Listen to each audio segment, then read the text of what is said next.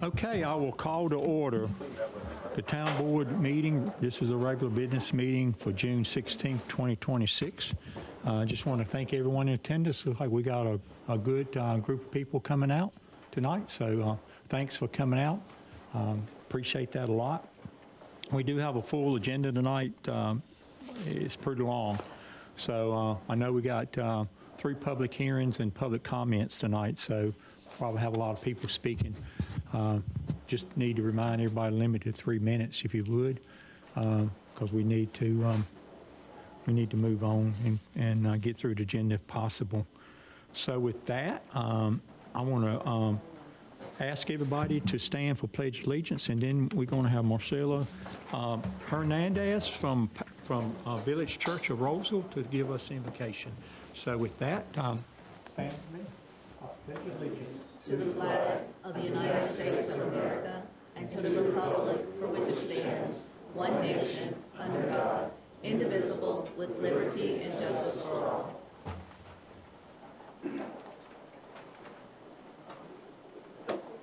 Welcome. Thank you for coming. Thank you. Yeah. Well, good evening.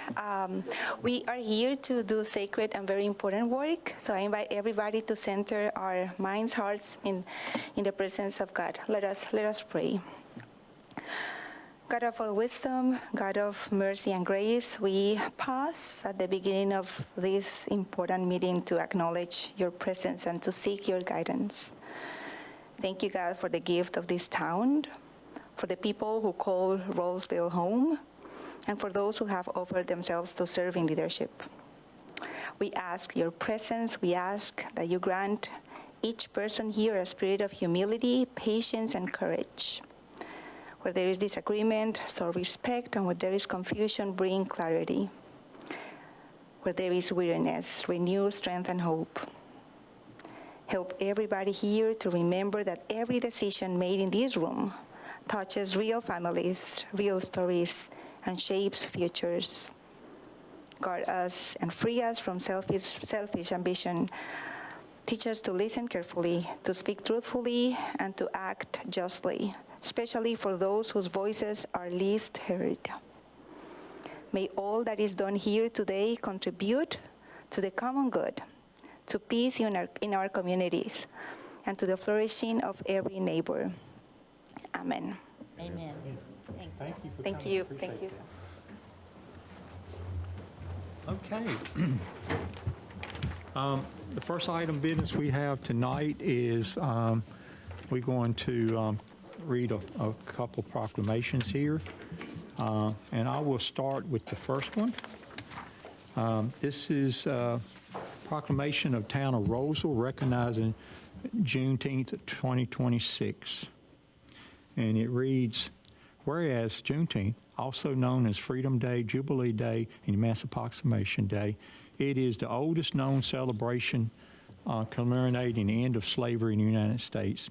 And whereas on June 19, 1865, Union General Gordon Granger arrived in Galveston, Texas to announce the enforcement of Emancipation Proclamation, which had been signed by President Abraham Lincoln on January 1, 1863, declaring that all enslaved people in the Confederate-held territories would be set free. And whereas this significant day marks the end of slavery in the United States and symbolizes freedom, resilience, and ongoing pursuit of equality for all people, and whereas Juneteenth is a time of honor of contributions of Afro-Americans to the cultural, economic, and social fabric of our nation, while also recognizing the struggles that have been faced in the journey towards true freedom and equality. Whereas celebrating Juneteenth provides opportunity for reflection, education, and unity as we honor the past and work together towards a more just and inclusive society. And whereas the town of Rolesville stands committed to promoting equality, diversity, and inclusion for all its residents, acknowledging the significant contributions of its African-American community. Now, therefore, I, Ronnie Kern, Mayor of the town of Rolesville, do hereby proclaim June 19, 2026 as Juneteenth in the town of Rolesville encourage all residents to join in celebration this important day, reflecting on the progress made and the work that still lies ahead in the pursuit of true freedom and equality. And this is adopted on the 16th day of June, 2026. Thanks everybody for the opportunity to me reading that. I just want to remind everyone that we do have a town event coming up Saturday. It will be at Millbrook Park. It's a community event. Everybody in the community is invited. I think it's from 2 to 6, I believe. Is that right? I think that's right. 2 to 6 at Millbrook. I think it's going to be good weather, and I think Saturday is actually the day after the 19th of June, but it's a day that we celebrate here in town, and just want to welcome everybody in the community to come out. It's a community event, so come out, enjoy yourself. There'll be a lot of stuff out there. So with that, we got another proclamation, Parks and Recreation Month, and I think April, you're going to do that one? I am. So proclamation of the town of Rolesville, designation of July as Parks and Recreation Month. Whereas Parks and Recreation are an integral part of communities throughout this country, including the town of Rolesville, and whereas Parks and Recreation promote health and wellness, improving the physical and mental health of people who live near parks, and whereas Parks and Recreation promote time spent in nature, which positively impacts mental health by increasing cognitive performance and well-being, and alleviating illnesses such as depression, attention deficit disorder, and Alzheimer's. And whereas Parks and Recreation encourages physical activities by providing space for popular sports, hiking trails, swimming pools, and many other activities designed to promote active lifestyles. And whereas Parks and Recreation programming and educational activities, such as out-of-school time programming, youth sports, and environmental education, are critical to childhood development. And whereas Parks and Recreation increases a community's economic prosperity through increased property values, expansion of the local tax base, increased tourism, and attraction and retention of businesses, and crime reduction. And whereas Parks and Recreation are fundamental to the environmental well-being of our community, and whereas Parks and Recreation are essential and adaptable infrastructure that make our communities resilient in the face of natural disaster and climate change. And whereas our parks and natural recreation areas ensure the ecological beauty of our community and provide a place for children and adults to connect with nature and recreate outdoors. And whereas the U.S. House of Representatives has designated July as Parks and Recreation Month, and whereas the town of Rolesville recognizes the benefit derived from parks and recreation resources. Now therefore it be proclaimed by the Board of Commissioners that July is recognized as Parks and Recreation Month in the town of Rolesville, adopted on the 16th day of June 2026. Ronnie I. Curran, Mayor. Thank you, appreciate that. And they do a lot. You describe a lot in there, and they do a lot, and I just want to appreciate them. I don't think I see June in here tonight, but just want to thank them for all they do. So, Lyme disease awareness, I think, Linwood, you want to read that proclamation? Yes, sir, Mr. Mayor. Proclamation of the town of Rolesville recognizing June as Lyme Disease Awareness Month. Whereas ticks carrying the bacteria Borrelia burgdorferi that cause Lyme borrelia, that known as Lyme disease, continue to spread across North Carolina. And whereas the number of reported cases of Lyme disease among residents of North Carolina continue to increase. Yet the Centers for Disease Control estimates that on average, there are 10 missed cases for every case reported. And whereas Lyme disease is difficult to diagnose because it imitates other conditions and no reliable laboratory test can prove who is infected or bacteria-free, which often leads to mixed diagnosis. And whereas early indications of infection include flu-like symptoms characterized by chills, headache, fatigue, muscle and joint aches, and swollen lymph nodes. And whereas weeks or months later, patients with untreated or undertreated Lyme disease can suffer from serious, permanent, and sometimes life-threatening damage to the brain, joints, heart, eyes, liver, spleen, blood vessels, and kidneys. For this reason, it is imperative that all who will develop this disease receive immediate treatment, and whereas the best solution to the threat of Lyme disease is to educate people about the seriousness of the illness and the need to practice personal preventative techniques when engaging in outdoor activities such as frequent tick checks, use of tick repellent, and proper tick removal. and therefore be it proclaimed that the town of Rolesville and the Board of Commissioners recognize the month of June as Lyme Disease Awareness Month, adopted on this day, the 16th of June, 2026. Ronnie I. Kern, Mayor. Christine Frazier, Town Clerk. Thank you, Lynn. Appreciate that. And then we got one more. As many of you know, we've got a special day coming up soon, the 250th anniversary of the United States, and I think we got a proclamation for that. So if you would, Jen. Sure can you read thing. that one for us? Proclamation of the Town of Rolesville honoring the 250th anniversary of the United States of America. Whereas the year 2026 marks the 250th anniversary of the founding of the United States of America, commemorating the adoption of the Declaration of Independence on July 4th, 1776, and the birth of a nation dedicated to the principles of liberty, equality, self-government, and the pursuit of opportunity. And whereas for 2.5 centuries, the United States has endured and prospered through the courage, sacrifice, innovation, and civic engagement of generations of Americans who have worked to preserve and strengthen our democratic institutions. And whereas the semi-quincentennial provides an opportunity for Americans to reflect upon our nation's history, honor the contributions of those who came before us, recognize the progress that has been achieved, and renew our commitment to the ideals upon which our country was founded. And whereas the citizens of the town of Rolesville have long contributed to the strength and vitality of our nation through military service, public service, volunteerism, entrepreneurship, education, stewardship of our natural resources, and active participation in civic life. And whereas this historic milestone invites all residents to learn more about our nation's history, celebrate our shared heritage, and inspire future generations to embrace the responsibilities and privileges of citizenship. And whereas throughout 2026, communities across the nation will participate in commemorative events, educational programs, service projects, and celebrations recognizing America's 250-year journey. Now, therefore, be it proclaimed that the Town of Rolesville Board of Commissioners hereby recognizes and commemorates the 250th anniversary of the United States of America and encourages all residents to observe this historic occasion by reflecting on our nation's history, honoring those who have served and sacrificed for our freedoms, and participating in activities that celebrate the enduring ideals of liberty, democracy, and civic responsibility. This is the 16th day of June 2026. Thank you, Jen. Appreciate that. And July 4th is coming up. That's when we'll celebrate this special occasion. We will have a fireworks show that day. So I think it's on a Saturday. I should have looked it up. I believe Well, June 4th is a Saturday. Is that when we're doing the fireworks? yeah, July 4th. It is. I was thinking it's a Saturday. It is. So July 4th is on a Saturday, so everybody come out and enjoy the show.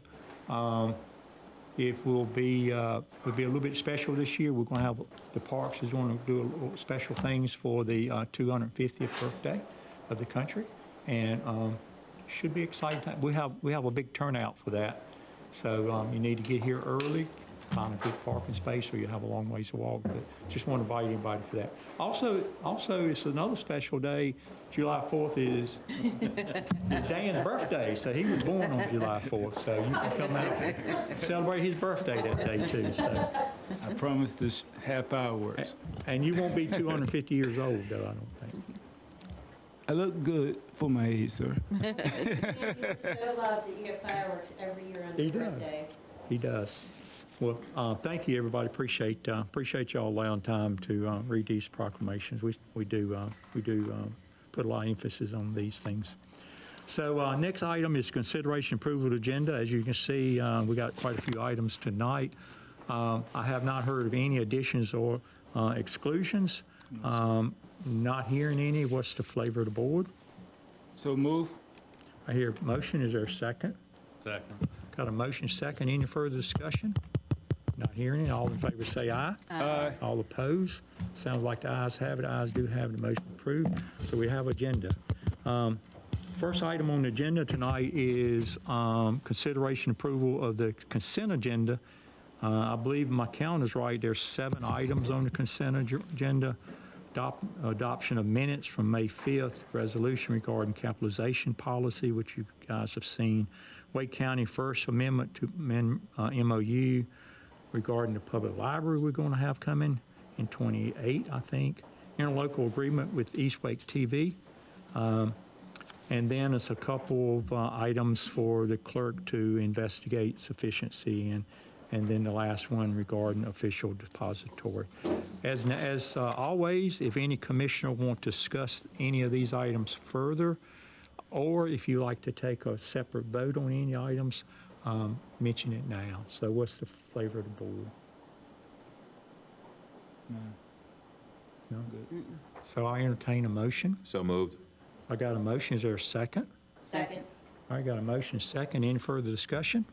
Not hearing it. All in favor say aye. Aye. Any opposed? Sounds like the ayes have it. Ayes do have it. Motion's approved.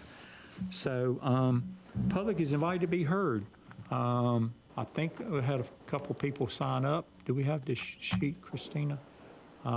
This is item on the agenda, which you get opportunity to come up. Any public person want to come up and speak, make comments to the board. You have 3 minutes to do it. Please be conscious of that, because we got a lot of people going to speak for the other hearings and stuff coming up. So with that, Marianne, good to see you again. Good to see you. Appreciate you coming out. Thank you. If you would state your address for the record and please proceed. I am Marianne Livingston, here representing the households of Huntmaster Trail, who have to live with the off-site impacts of Crooked Creek Road. Recently, I reviewed town records regarding Crooked Creek Road and Sandaway Lane, and I was struck not by any single violation, but how long these same issues have continued.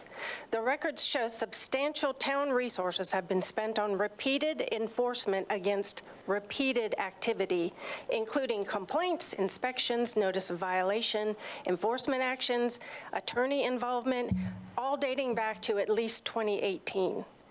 After reviewing those records, I have to ask, why? Why do the same types of issues continue to resurface year after year for nearly 8 years? Why does this road continue to attract the same type of activities? Part of tonight's discussion appears to focus on how the town can avoid creating another situation like Crooked Creek Road in the future. I appreciate the town's willingness to have that discussion, because living next to Crooked Creek Road has significantly affected the quality of life of the families around it. I have to admit, it's frustrating to hear Crooked Creek discussed as a lesson for the future when the families living there today continue to deal with the impacts. For us, this isn't a planning exercise. It's a dusty daily life. It's breathing difficulties. It's our ability to enjoy our own yards being taken away. It's commercial truck traffic, illegal business operations in a residential area, and ongoing safety concerns. Crooked Creek was never intended to support the level of activity and traffic it experiences today. After years of complaints and now a discussion about how to avoid creating another Crooked Creek Road, residents are asking a very simple question. What is the plan for the residents living with this today? We are not a case study. Our lives are not field research.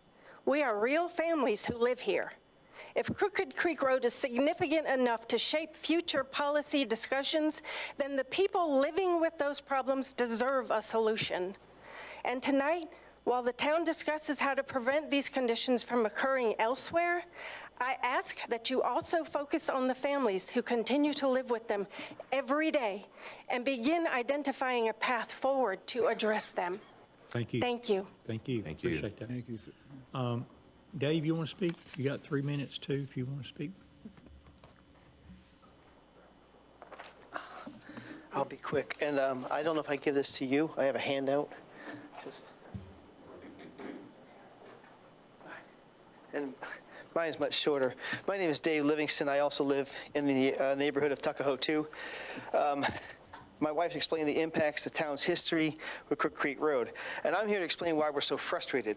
For nearly 3 years, we've documented the dust, the traffic, the noise, the vibration, the property impacts, the loss of use of our homes, the trapping of us indoors, the feeling of helplessness. We've attended meetings, we've gone to Wake County, we've filed complaints, we've gone to every agency, we've spoken with tons of civil attorneys.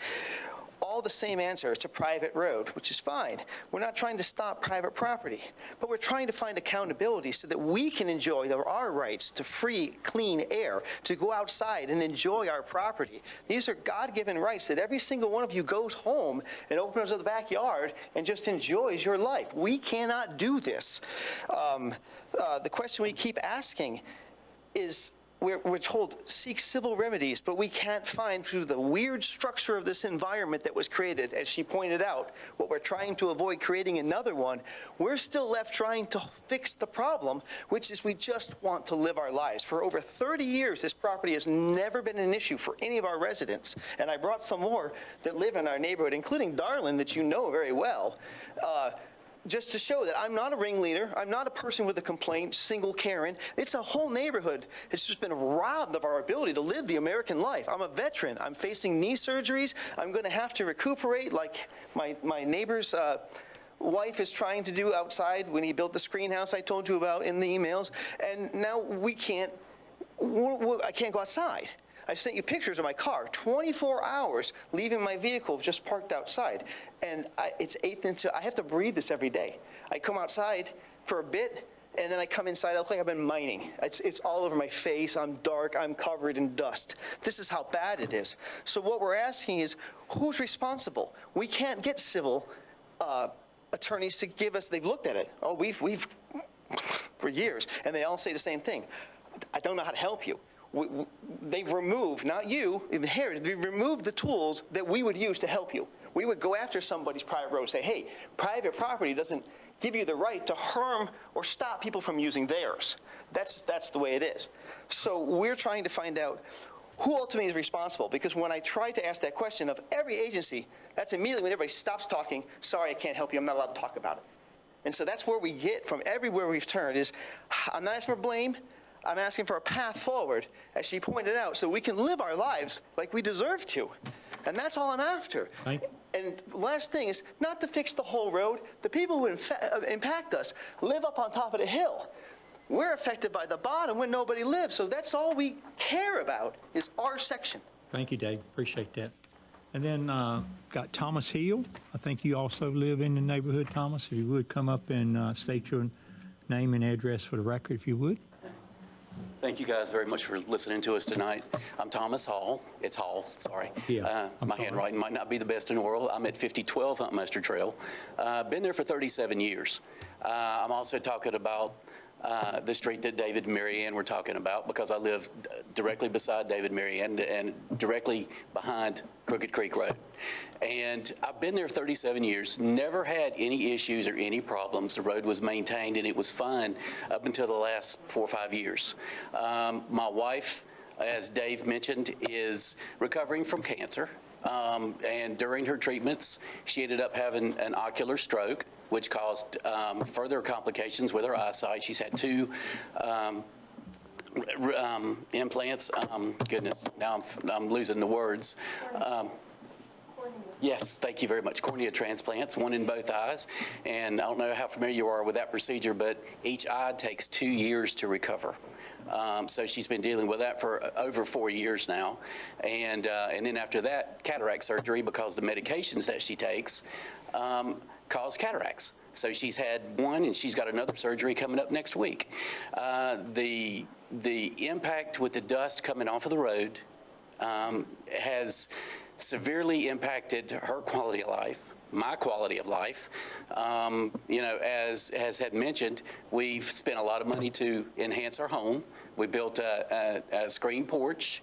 It's got a beautiful, you know, sitting area, TV. We did it really nice. Can't enjoy it because of the dust. There's a layer of dust out there now from cars going up and down the road with all the commercial traffic, with all the, you know, everything that's going up and down the road, and they're not going slow. They go around that corner in this particular section of the road as almost as fast as they can to sling up as much dust as they can. And it's almost a game of watching these guys go back and forth on the road and see the dust just careening over the fence coming. I mean, there's a 50-foot high wall of dust coming over the fence, coming into our yards, coating our houses. I got this. Going up, covering our houses, covering our cars, covering the yard. We just cannot enjoy being outside. And after this much time, of nothing really happening, nobody wants to take responsibility for the road. The road needs to have some work done to it. Something needs to be done. We're just trying to find out the process for getting it done and having it maintained. If it's the city, if it's the owners, if whoever maintains the road, we just need somebody to maintain the road, make sure it's done properly and corrected, so that we can live on with our lives, get on with our lives. That's it. Thank you very much. Thank you, Thomas. Appreciate that. Thanks everybody for coming out, speaking on the matter. I know something has been, worked on for a while.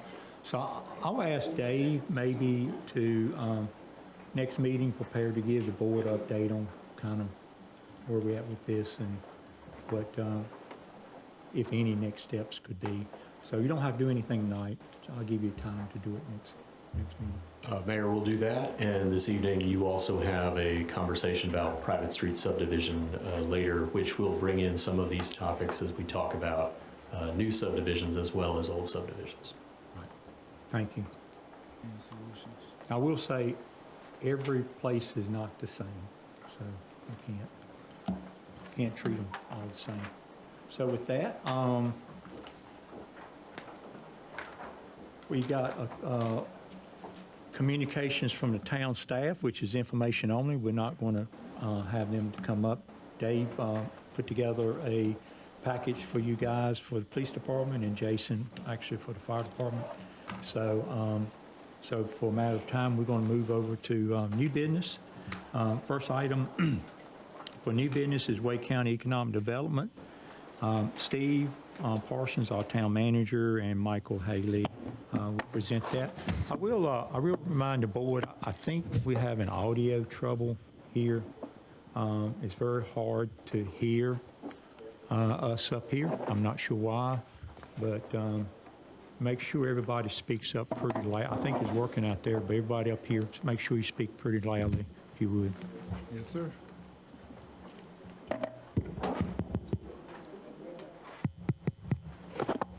Just turn way down.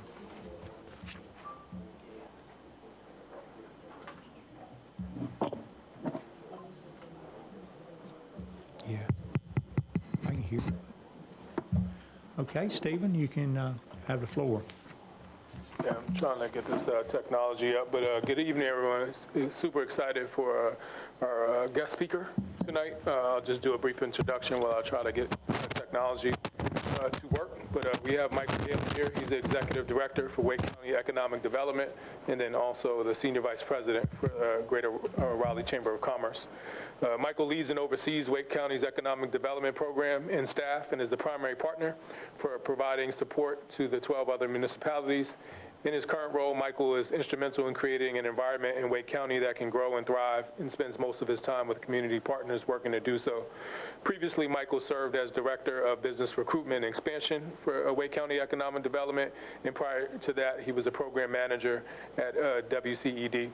Before he joined the Chamber, Michael led strategic economic development policy efforts for the North Carolina Department of Commerce as the Director of Public Policy. So we're excited to have him here today to talk about Wake County's economic development and how that pertains to the town of Rolesville.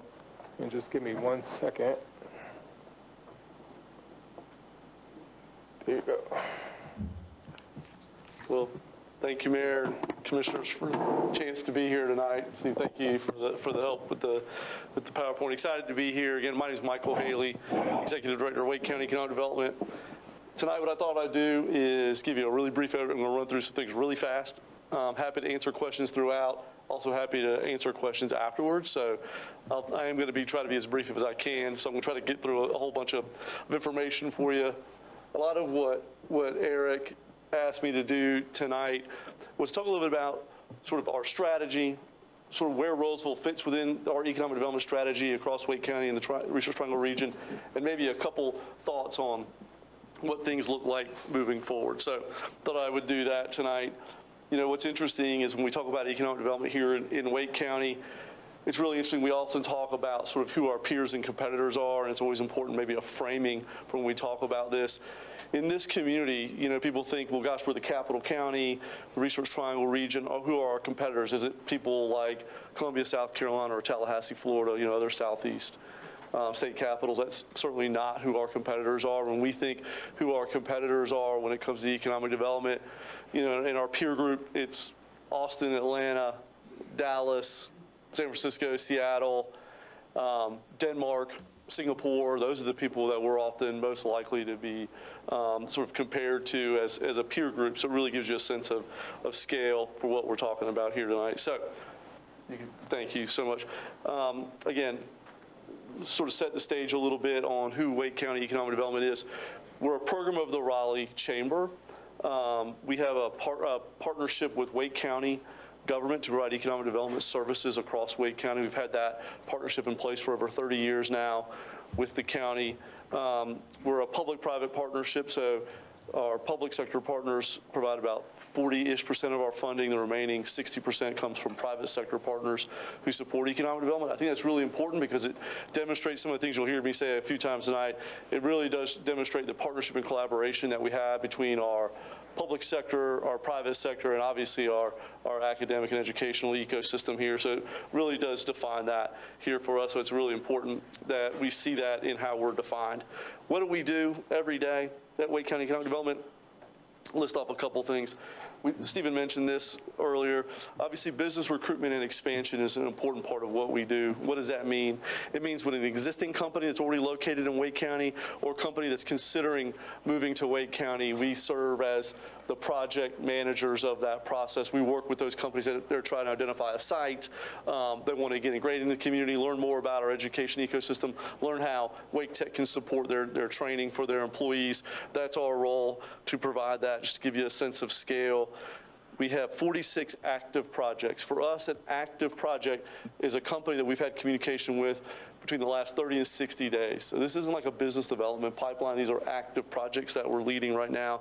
That accounts for about $10 billion in potential capital investment and over 12,000 potential new jobs. So it's a very hefty project pipeline that we have. In addition to the business recruitment work we do, we're going to talk a little bit more about this later, but we're working with our partners, you know, like the town, like Michael here, on supporting efforts around completing requests for information, requests for proposals from companies that want more information about our community. We also lead a national marketing campaign for Wake County. We target 20 metros around the country every day, providing digital ads, talking to both talent, people, as well as companies in those metros about the opportunities that are here locally. So we're really excited about that work. We also do a lot of short-term campaigns. We're getting ready to launch one this week. You know, on the heels of the Stanley Cup win, you know, our community has seen an enormous amount of coverage and excitement. So we're really going to lean into that with some directed marketing in 4 specific metros around the country to help sort of drive our brand recognition there. We're also working, obviously, every day, particularly with Michael here with the town, around site development and product development. I'm going to talk more specifically about the work we do there. Obviously, we're collaborating with our local units of government, whether it's reviewing incentive policies, thinking about other ways in which we can support economic development. So those are a few of the ways in which we want to partner with our communities, both to prepare, compete, and win jobs and investment, but also support economic mobility and economic opportunity. Go to the next slide, Stephen. So, like I mentioned before, you know, it's a very competitive landscape, and sort of, for me, when I sort of get asked the question, what does that mean? What does it take to win today?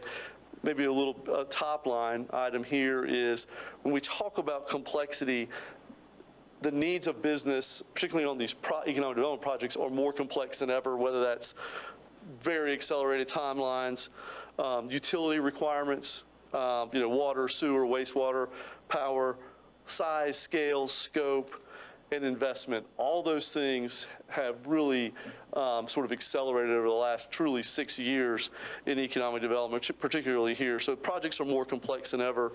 So if that's the case, of projects and the needs of business are more complex than ever, then what's our response, both at the local unit of government and also in economic development more broadly? I think it sort of boils down to sort of listing 6 things.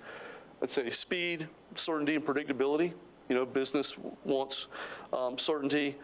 Available development-ready sites is going to be important.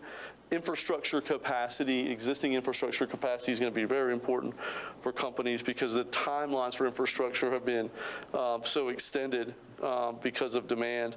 Obviously, talent access, that's something that we do really well here in Wake County. You know, I'm an economic developer, so I'm really good at trivia and stats.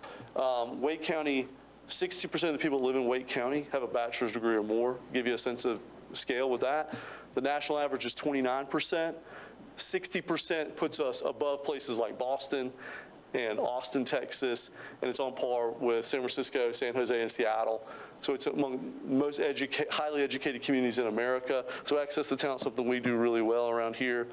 Obviously, the alignment across local units of government and governmental entities, whether that's our boards and commissions, our schools, our community colleges, and our universities, the alignment is really important. And finally, partnership and collaboration.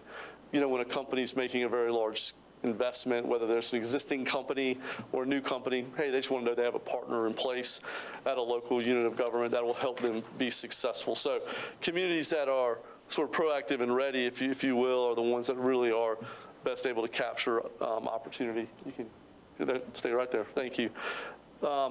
Sort of just a high level, I just want to give you a sense of sort of what every 5 years we develop a strategy, economic development strategy. We're in year 2 of our 7th 5-year strategy. There's a lot of math. But we've been doing this for quite a while. And so our 5 sort of focus areas within our strategy, as you can see, obviously things that are very important to economic development and businesses as they make their decisions. Infrastructure, recruitment and expansion, talent, marketing, regional leadership are the things that we're really focused on. And I think these things really align well to the things that you all and the town have really been successful in. You know, making investments, long-term investments in transportation and other types of infrastructure, continuing to work to identify sites and product development, and in creating a healthy business environment where small businesses, retail, downtown vitality, all add to high quality of place and high quality of life, which really matters in economic development. So we really think that between the alignment of our 5-year strategy and what the town continues to do and things like the new comp plan, that alignment means a lot. And for us, sort of shows significant signs of potential success into the future. You go to the next one. So we talk a little bit about sort of a foundational element. For us, I think the number one thing from an economic development perspective that we need in partnership with our local municipalities is product. We need sites. And so we like to say you can't sell from an empty wagon. And so we need to have sites. We've had enormous amount of economic development success here. That's great. That means economic opportunity. That means economic mobility for our citizens and residents here in Wake County as well as across the region. What that also means is a lot of the sites that we've been planning and preparing for years and years and years have all been taken. And so what we need is more sites. I think that's going to be really important for us. Again, if speed to market is becoming more and more of a deciding factor for companies, having project-ready sites really matter. And what does project-ready mean in this case? For us, we think of it a couple ways. Proper zoning, infrastructure access, water, sewer, roads, power, clear ownership and control. Can talk a little bit more about that. That doesn't mean that the town has to own it. That just means that there's an understanding and agreement with the developer or landowners that this site's ready for commercial or industrial development. And then sort of like that idea of like development feasibility has been established. Like we've done some phase 1 work, and geotech know that we can build on that site. So those are those things I think for us, when we say project ready, that's what it means. It doesn't mean you have to grade the whole site or put a giant pad on it or even build a shell building. Now those are all options that people can certainly take, but that doesn't mean you have to do those things to be successful in economic development. Here, I'll give you an example of some of the work that the town's already done to be successful in this case.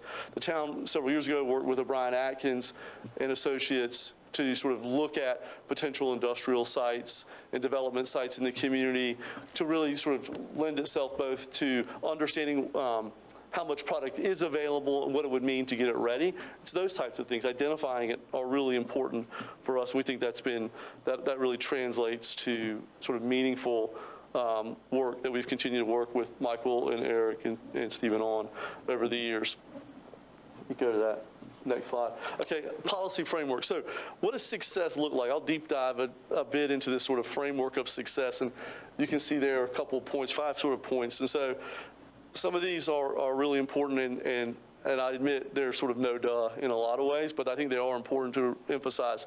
Look, pro-growth regulatory environment, and that for me means clear, consistent, predictable processes within the local unit of government, minimizing unnecessary barriers to investment is sort of, I think, very important.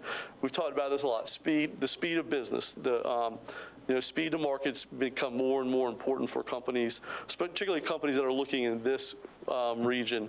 Speed to market's critical. That means timely review processes, things that we talked with Eric about, coordinated internal processes across the town, and then a collaborative approach in working with the town, things that I think the town does well already. Obviously, strategic zoning. I've been in this group before. I've talked to you all before about this, and I like to say is the superpower of local units of government is their ability to zone and plan into the future. So being strategic in zoning and ensuring that land is entitled properly in terms of the type of economic activity that we want here in town is always important for us. And then aligning those sort of zoning structure with our overall economic goals is always going to be important. Obviously, smart incentives. Incentives are an important part of economic development. They are not the most important part of economic development. I listed off a whole bunch of things that are much more important in economic development. Talent, infrastructure, access to roads, access to customers, workforce and training, strong business regulatory environment. All those things are much more important than incentives, but incentives are an important part of economic development. So having a strong incentive policy that is performance-based, meaning we do not give out we don't provide incentives until a company has, 1, paid their taxes, 2, met the performance-based criteria that we've established in our agreements. Those incentives are targeted for the outcomes that we would want and very focused. Again, they're a tool, but not the primary driver to what we want to do in economic development. And then lastly, strategic alignment. This idea of economic development strategy aligning with our comprehensive plan is going to be important as we move forward. Sort of last couple slides here really quickly. So this idea of sort of opportunity to action, what comes next. I think the things that we're talking about, I said this before, speed is going to be really important to this overall measure. Rolesville has this amazing foundation on which to build from, not only locationally here in the Research Triangle and in Wake County, but the town structure and leadership itself are really important. But things I think we need to do are still the project-ready sites. We need to identify more sites, which is going to be really important. And again, prioritizing project-ready sites will be important. We've talked about this with Eric previously, but continuing to ensure that our zoning and regulatory readiness for economic development is in place, which I think it is.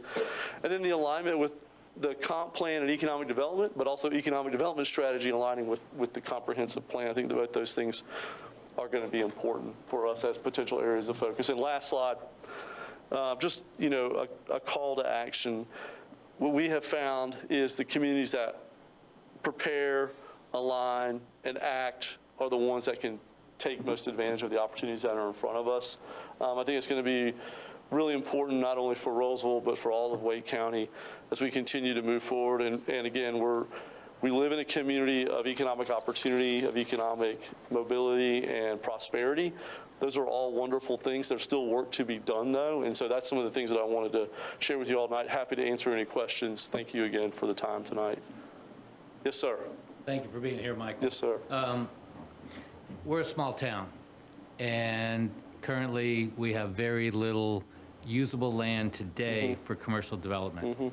We have a sizable amount of land over on the other side of the bypass. We have a watershed issue. Do you have any ability to help us move that line to be able to make that land more usable for commercial development? Yeah, it's certainly something. The watershed issue has been something that I know has been part of the town's discussion with the county and other regulators for quite some time. I wish I did, Commissioner. I do not, but I think some of what we're talking about again is where is it that we want to grow? Where's sort of our boundary points, where's that we can grow, what's the future look like? And I think that watershed is probably something that's going to be a challenge moving forward for the town, just being honest. Yes, sir. Sorry. Question, yes, sir. what if you working with Michael and y'all having discussions about some of the success we've been having with business? Are there any specific businesses or industries that you believe with our growth that we should be pursuing? I do. Thank you for that question. I do think that there are, right now, when I mentioned before about the projects that we're seeing, life sciences, advanced manufacturing are sort of the most important projects that we're seeing now. We're a global leader when it comes to life sciences. We're a top 5 global hub for life sciences. I mentioned places like Singapore and Denmark. Those are our peers when it comes to life sciences. If there's a life science expansion of scale looking anywhere in the world, they look here in the Research Triangle. I always think those are the most important. And those jobs, when I talk about manufacturing and advanced manufacturing and life sciences, life sciences, primarily what we're doing right now is on production. So think of it's very advanced manufacturing. The advanced manufacturing we're doing, whether it's, associated with advanced technologies, think, sort of semiconductor design or components thereof. Those are jobs that pay well in excess of the county average wage, upwards.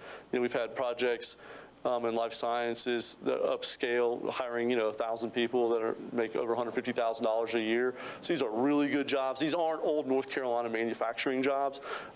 This is a very different scale. We're lucky too that we have resources in place like the North Carolina Biotechnology Center, the first of its kind state-funded center focused exclusively on making North Carolina the global leader in life sciences. So we've got people on our team that can talk the talk and walk the walk with these executives. They've been executives in these companies before, they know, but also Wake Tech, when it comes to training the next, training the current generation, next generation of life science and advanced manufacturing employees.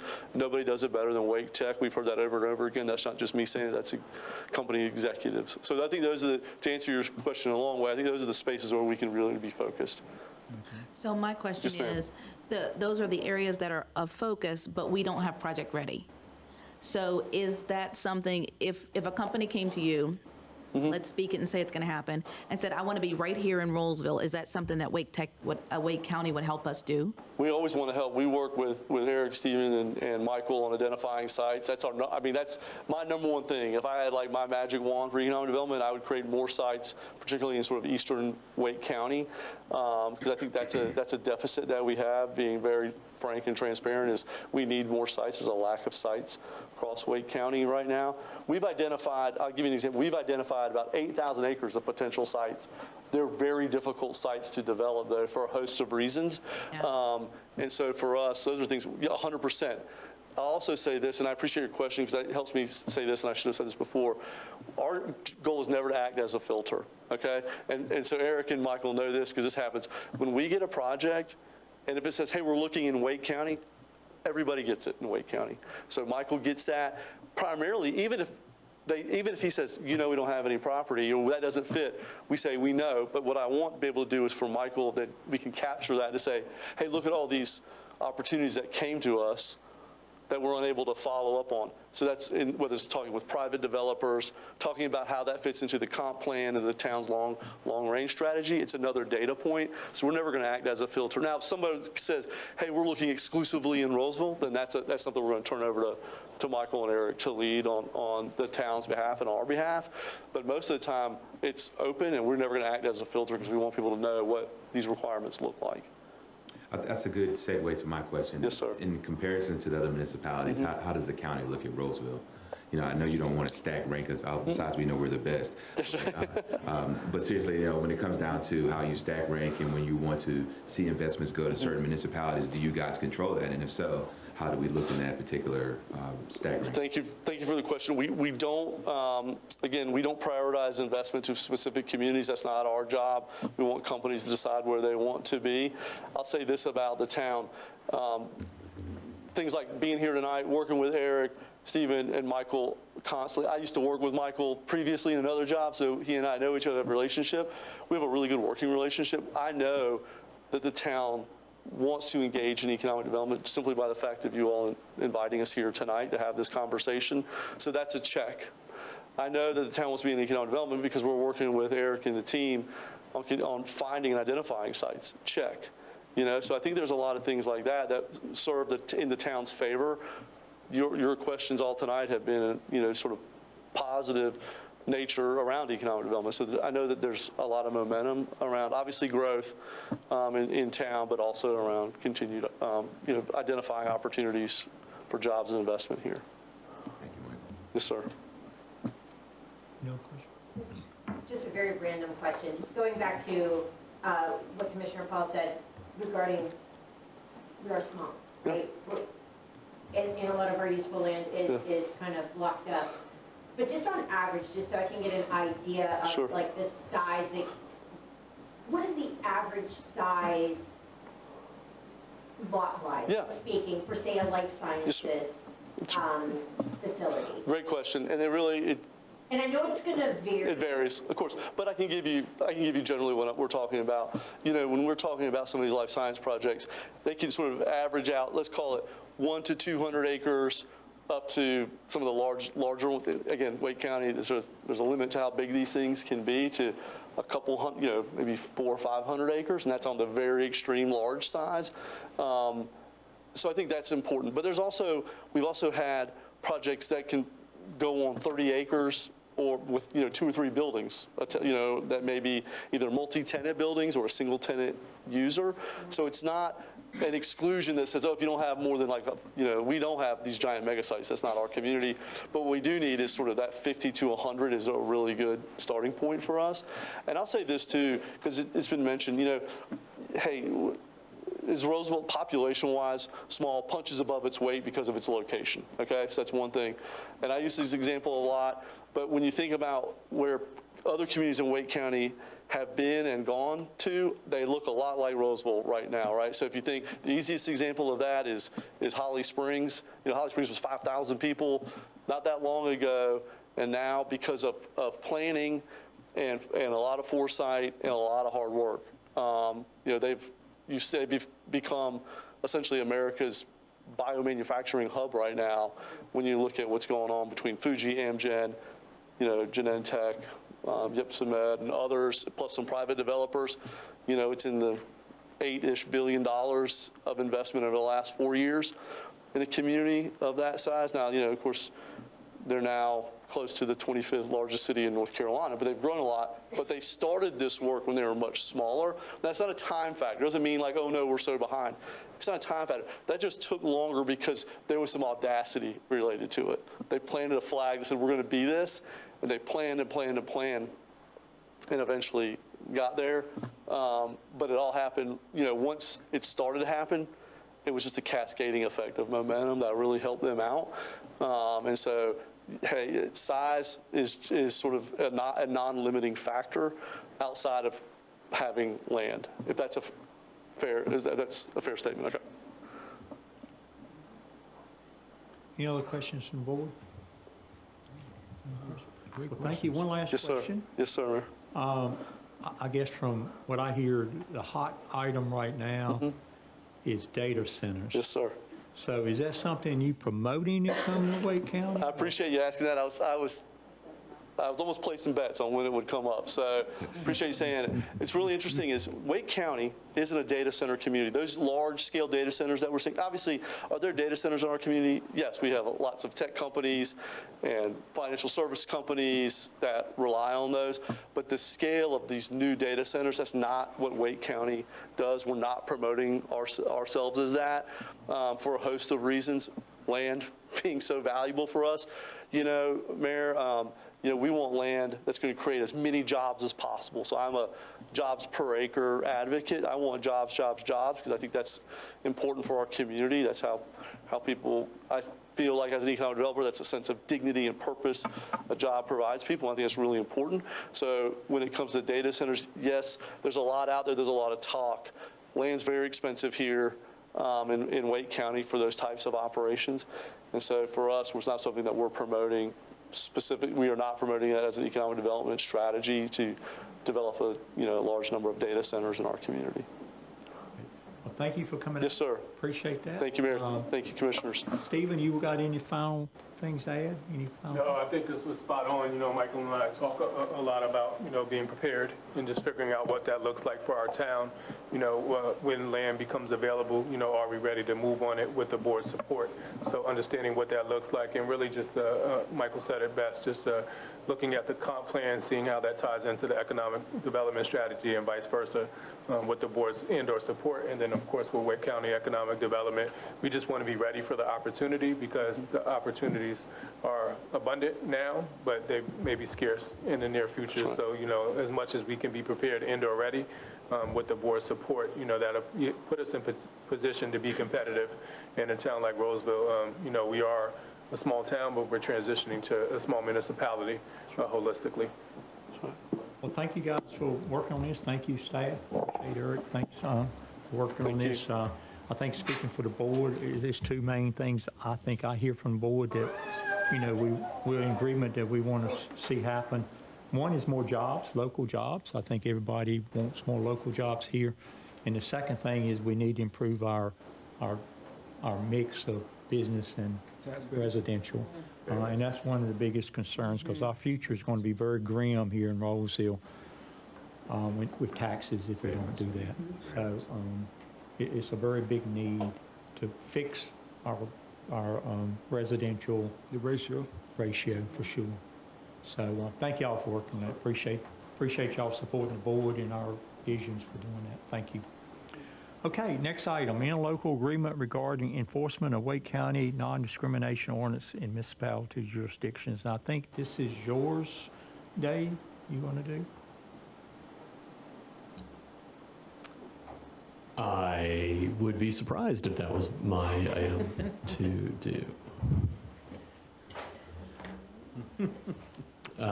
To the best of my knowledge, this is a renewal of an existing non-discrimination policy that the board previously adopted, and it has come up for renewal.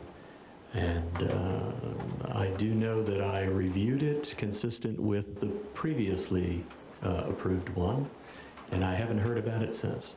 Okay, I think it's kind of a workshop item. So, is there anything you want to add, Eric? Yes. So. He's coming to save me. Dave and I spoke. We spoke about it very briefly. I had a meeting with you, Mr. Mayor, and myself and you, the Mayor Pro Tem, and we'll let you know this was coming up on the agenda. And the question you posed to me was, what if other commissioners that have not heard about this have any questions about it, right? And so we slotted it on this. I mentioned it in our weekly 9 a.m. meeting. But it wasn't for something for him to have to prepare for, but it's for if you all have any questions on what exactly it is. Okay. Right. It's something that all municipalities at this point have signed it, and we went through a journey of that about 1.5 years of solidifying the language within that. And for all the municipalities to get on board with that, it took about 2 years for that to happen. And eventually, all of our legal representation was convinced of its importance and some of the dynamics on who will pay for what in the event of a lawsuit. And so we know this engages Campbell University, Wake County, and things of that nature if a discrimination suit was levied against a municipality. And so this is something that helps us helps safeguard us and brings more resources to more wind to our sails when it comes to resources to handle those types of situations, because oftentimes we don't want to be the person in it, representing ourselves. And so that's the general gist of what it is for everyone who is in attendance. And so it's just a way for us to be able to navigate those situations if those were to come up. And so if y'all had any questions, we definitely wanted to make sure that it was an opportunity was created for you to ask for that. Since it wasn't on everyone was not around for the development of it in the ongoing conversation. Yeah, I think maybe April myself was the only one that was around. I don't know if anybody else, is familiar with it. I think the prior board more concerned about the cost and what's the, legal costs can get expensive. So, we was concerned about legal costs, and I think it was satisfied first time. I don't think we've had one of these come up, so. We have not. My understanding is just a matter of renewing the agreement that we have today. This is a renewal of the 2021-2022 agreement that at the time we adopted it, if I look back at my 2021-2022 memo, it had not yet been adopted by all the municipalities. And I think it was a one where the board took some time and wanted to see where others came out on that, but eventually did adopt it if my memory serves. Yeah, I think it's been a long time, but my memory serves me. I think we didn't originally adopt it because it was an unknown expense. If I recall, Wake County or somebody was going to pay for it the first year. It was 1 year, but the term of the agreement was longer than that, and they had not made any sort of a commitment regarding Campbell University or Wake County's willingness to absorb the cost. So they said it was free for a year, but after that, we don't know what it's going to cost you. So we were kind of apprehensive about that, but I guess that was worked out and it was adopted at some later time. I didn't see it in the agenda package. No information. I would say this is kind of just informational here. I would say, Dave, you redline it or whatever you need to do and get it in our future agenda package so everybody can look over it. I would be happy to bring it back, and we can I'll walk through what it says and what it doesn't, what the potential risks are, and essentially redo where we were in 2022 so that everyone is on the same page. That'd be great. Great. And board, in the meantime, you guys have any questions on what this is? It's in the media every once in a while. I see it in the media every once in a while. So it is something that I think most Wake County towns, if not all, have adopted now. I'm not exactly sure. I know some. Is there like an informational packet or something that can be sent to us, by email for review? Because And it really affects. You said there's some other, I thought all the municipalities had agreed in Wake County, is that not? No, I don't have any just did information. in the last few weeks. Oh. So I think they, and I was thinking that maybe the last one, but I'm not sure. But it's mostly for businesses, Jen. Okay. So it's discrimination in businesses, if I recall, Dave. If we're talking about financial, how much it would cost the town, like what is it? Like, what are we buying into something? Like, I'm just confused as to what, or is it just simply an agreement that we voted? If I recall, it's paying Campbell to investigate. As we dig into the memory banks here, the many municipalities have their own non-discrimination policies. Everyone has the federal non-discrimination policy at the core, and we have that in all of our contracts. This was a non-discrimination policy that was to be imposed in the form of an interlocal agreement among the communities that adopted it in Wake County, where individuals who were victims of discrimination or alleged being victims of discrimination could bring forward their complaints to their city, and the city would refer that to mediation, investigation and mediation, to Campbell University. And Campbell University, through their clinic, would work to remediate the situation. I really can't say more about it than that. The cost of all of that, it was not free. And Campbell was providing that as a service to communities as part of their clinic, and Wake County would absorb the cost. That was the idea. Yeah, I would suggest, well, I think all four of you haven't seen it before. Just kind of make sure you see it, because it was adopted by the past board. And what we're asking, what they're asking is, do we want to continue that interlocal agreement contract for another, what, 4 years or something? I think that's right. Is there a timeline? At your pleasure or not at all. So this is one where you're not under the gun. As far as I'm aware, I don't know that there have ever been any reports in Rolesville that were brought to the town and then referred to Campbell. At least I have not heard of it. There may have been, but it did not reach my desk. And this renewal is every 4 years, or every 3 years, or I guess every 5 years in this case? It was initially of that term. There was a question about shortening it, if I remember, because of the funding question, but I believe leaders in the county at the time were quite keen on this, and we're trying to give it some length, and it's been renewed for the same again. Or it would be renewed if that's the pleasure of the board. For 7 years now. Well, no, you said 2020. no, it'd be another 4 years. 4 years. Okay, gotcha. Well, thank you, appreciate you bringing it up. I didn't want it, I want to make sure you guys become fairly familiar with it before we bring any concrete, because unless you've been keeping up with it for the last 4 years, you probably don't know anything about it. So, thank you much, appreciate it, Eric and Dave both. Okay. We do have some old business to take care of. This is sort of a workshop item. It's nothing to vote on. Discussion of minor subdivisions to continue. Stephen, I think you got several items coming up. Let's see if we can tackle this one before break. So if you would take off with this one.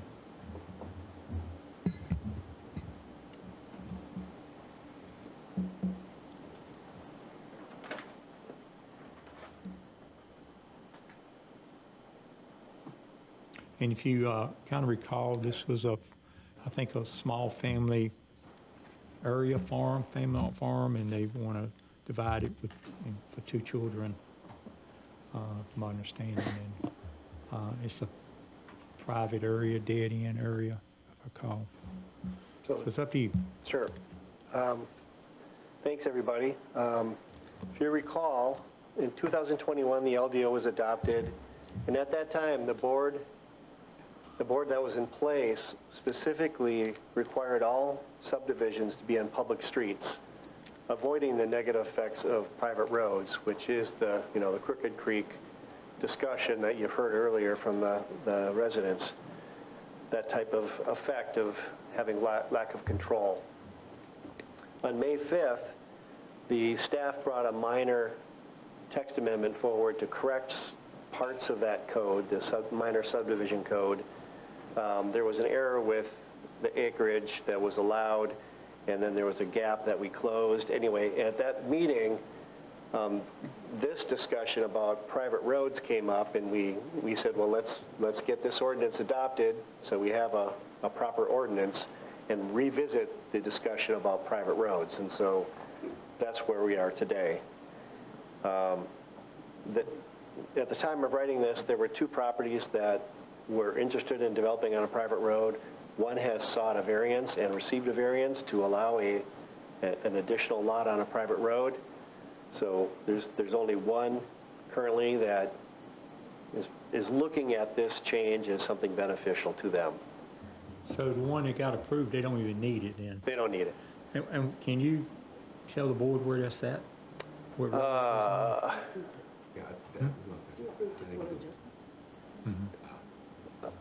My geography is not so great for the town. It was a very short street with, I think, 5 lots on it, on a gravel road, with no nuisances associated with it. I don't have the address currently. So we brought this we're bringing this back, and this is just a summary of what we did. You know, just dealing with the acreage to allow a minor subdivision, and this is the actual text amendment that was approved. Okay, just for your summary. And again, the town's current ordinance allows minor subdivisions to be on a public road, and Wake County allows minor subdivisions on private roads, on easements. And they do have some varying road standards depending on the size of the subdivision, but they do allow subdivisions on private roads. So, Can you go back one real quick? Yeah. Please. The private road standard varies depending on the number of lots. yeah. I have that. So I had this highlighted, and I was just curious, what is that number? I don't have the numbers offhand. They were highlighted during the variance presentation. I have not actually found that standard in their code because I haven't dug into that degree. But I think it's like, just for say, it can almost be like on a, almost like a driveway for under like 4 lots, I believe he said. Oh, really? Yeah, it's very, very minimal standard for a very small minor subdivision, but then it quickly escalates into a 20-foot road for the next size, and I think it was a 24-foot road for even larger. But I don't have the exact numbers. Okay. Can you get that? I can get that. Thank you. I didn't think it was absolutely relevant to It's more of a today. curious thing, but I think for me, I like to know kind of what was how they thought of it, getting around it, and also knowing what to expect on a private road and how they can find loopholes. I mean, at the end of the day, it's 104 lots on a long driveway. It's crazy to me.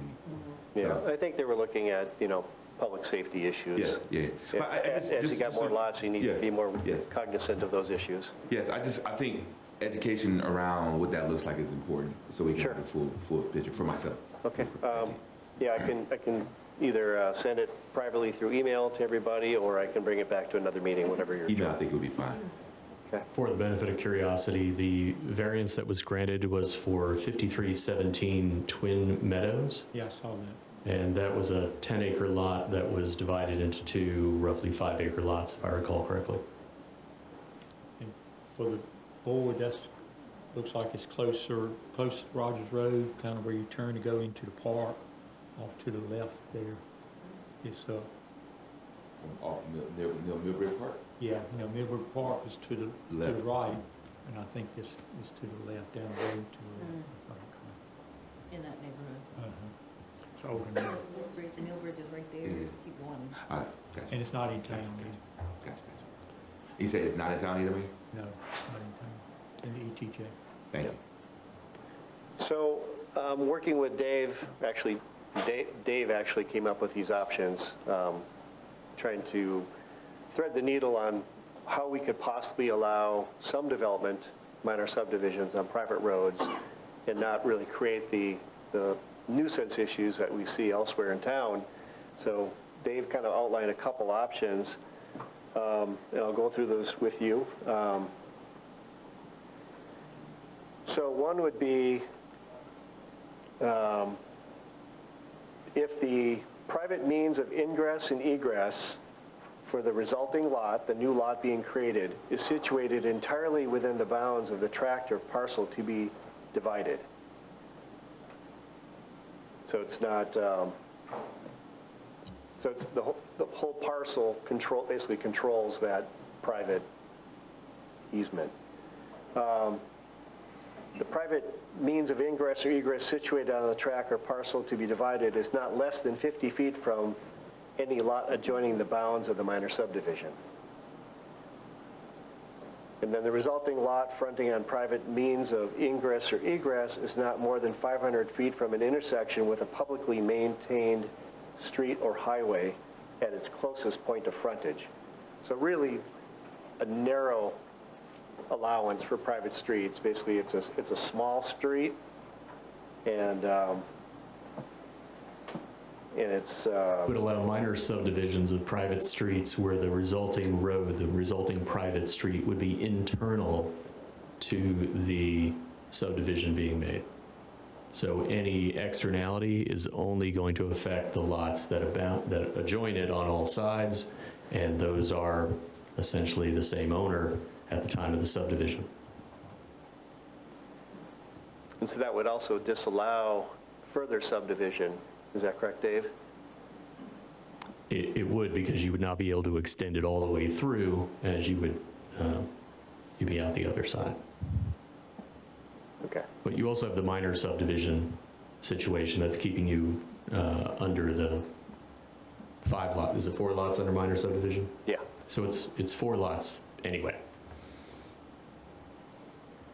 So no matter how big the piece of property?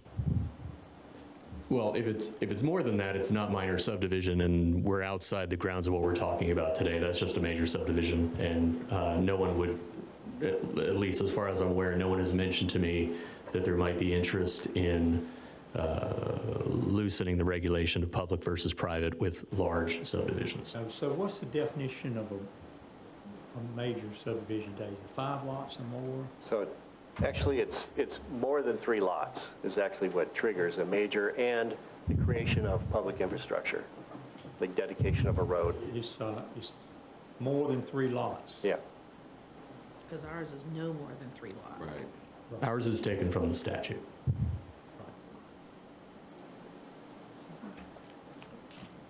So it has to be very small in number.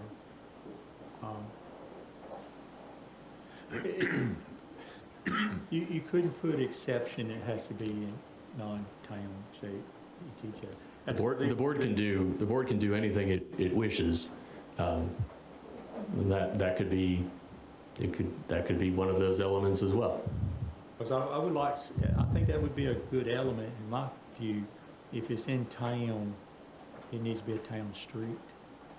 If it's in the ETJ, like, you know, and it ain't but 3 or 4 lots, I don't know if we need to make them build a street right now. We were drafting around the known problems, and those are all in the ETJ.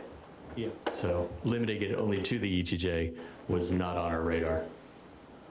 But that certainly could be one of the elements. It has to be in the ETJ. Yeah, the one that giving us problems today is not a minor subdivision. It was at the time. It has been sequential minor subdivisions that have resulted in what you see today. So it was brought in slowly over time in Wake County's jurisdiction. Division, then you divide what you divided, and then you divide again. So subdivision lots are a bit like rabbits. Okay, so I understand with our current issue, it was all governed by Wake County as far as, like, if Rolesville standard has been no more than 3, 4 lots on a private road. This all happened before we had jurisdiction over it in Crooked Creek. So if we make this consideration, is it retroactive? No, this would be for future subdivisions. Any existing subdivision is an accomplished thing that has already occurred. You can't take it away. The solutions for Crooked Creek are another topic, and Okay. I think It's just I trying to previously wrap- shared a memo on what those possibilities might be. Right, and just trying to wrap my head around, you know, what would be the best option. Yeah, because it obviously doesn't solve the issues that are in front of us today, but moving forward. So then with option 2, actually I'm jumping ahead. I had a question. There's option 1. But I can go on to option 2, and then we can discuss And again, either one. this was one lawyer's first draft, maybe the day after the meeting at which the Crooked Creek neighbors and a citizen came by to speak at the end of our meeting. So while it was fresh, I put pen to paper, although I hardly ever use a pen these days, or paper. I think it's a good start, so. Go ahead. Okay. So Another option, which is a little more restrictive, would be like the first one, private means of ingress and egress for the resulting lot is entirely within the bounds of the tract or parcel to be divided. In this case, the street would have to be constructed to public street standards. So that means a paved, 27-foot wide street, da-da-da-da-da. So you wouldn't have those nuisance issues with sand and dust and vibration. It is subject to a private maintenance agreement for the perpetual maintenance of the street and regulation of speeds along the same. The town would then be named a beneficiary of the maintenance agreement, so no amendment or to the maintenance agreement shall be effective without the approval of the town. I have a question. Yep. That's a family lot. They're going to divide it into 3, okay? And to have a minor subdivision, and now they have to build a road. Am I reading that correctly? Option 2 would require that, yes. Another option. Right. Under this option. Right. And the other option, they could have the dirt road inside their parcel of land, but around it still has to be town road. That's right. And they're responsible for, oh, it's town road, never mind, okay. Inside. Inside, in the first one, they can have the gravel and all that. Maintenance agreement is often a solution. Maintenance agreement where it's an entitlement where any amendment to the maintenance agreement requires the joinder of the town. Alternative to the maintenance agreement would be to designate with DOT the private street as a public vehicular area is another possibility. All of these things would be better than where we were in 2020 or where Wake County was between 1980 and when we took the 2004 or 5 when it moved into our jurisdiction in the ETJ. In regards to this consideration, it really doesn't have anything to do with how we're, when you say maintenance, it's nothing to do with police or fire or EMS access in regards to the road. We still maintain it, but we're not necessarily responsible for the overall everything else. Right, so if the private street is within the municipal limits, it's likely a statutory public vehicular area, and I believe that the chief and his department would make efforts there to ensure that law and order is maintained and the general police power would be used. It is not, however, going to be posted with a speed limit unless that's something that you require. These are essentially driveways. They're dirt trails in some cases. So think all the way from dirt fire trail all the way up to an improved public street. Improved public street is what Rolesville currently requires in its planning jurisdiction.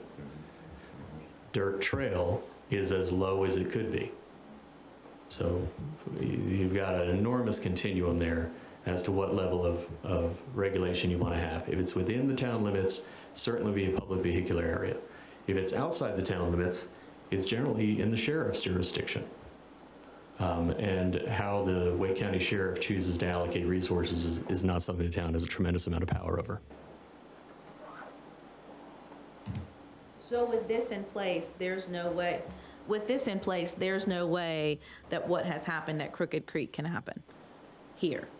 Because a lot is only allowed, a piece of land is only allowed to have 3 lots on it.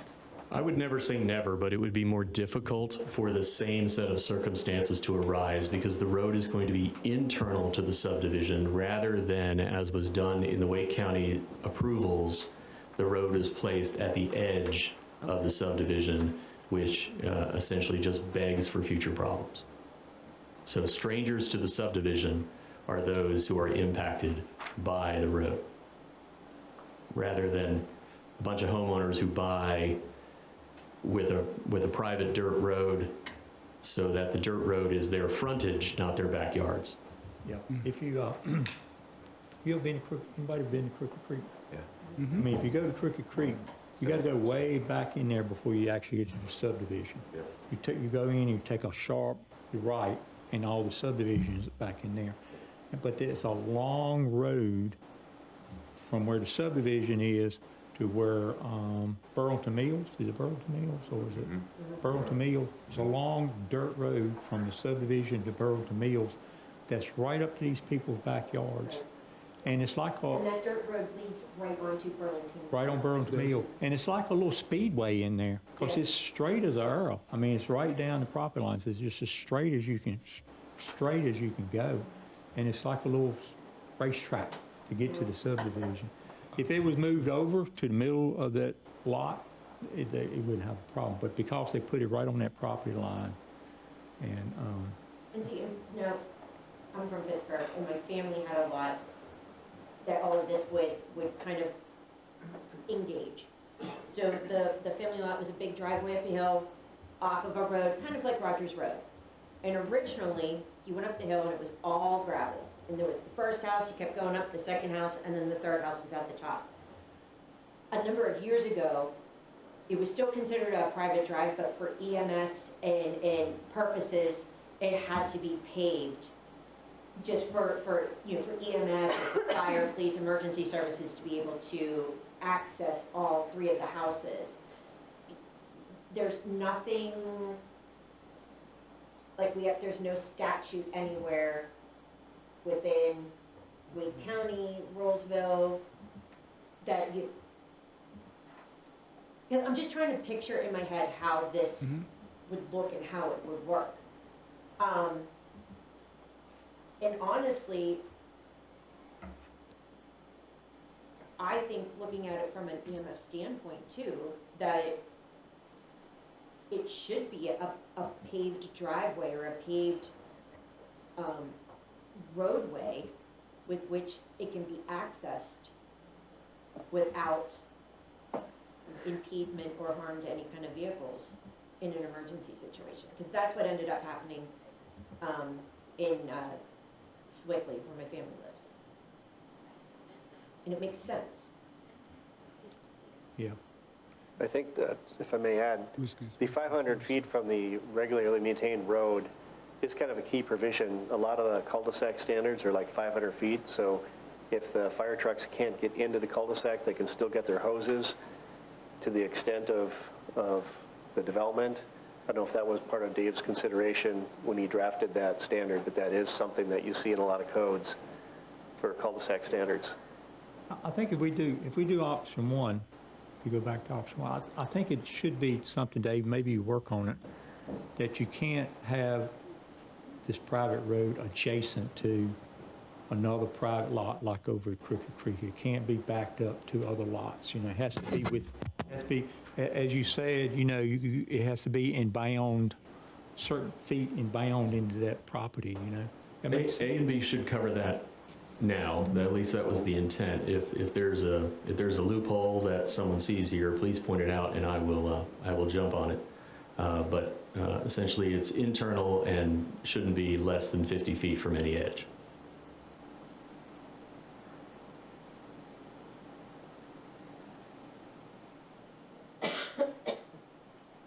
What's your plan? You got more to do?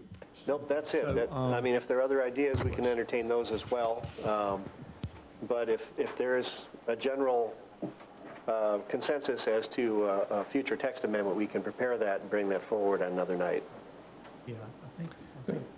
Very quickly, it's worth mentioning the Twin Meadow variance, which is still in the appeal period, so we shouldn't discuss the merits of it, but it's a public record as to what was requested.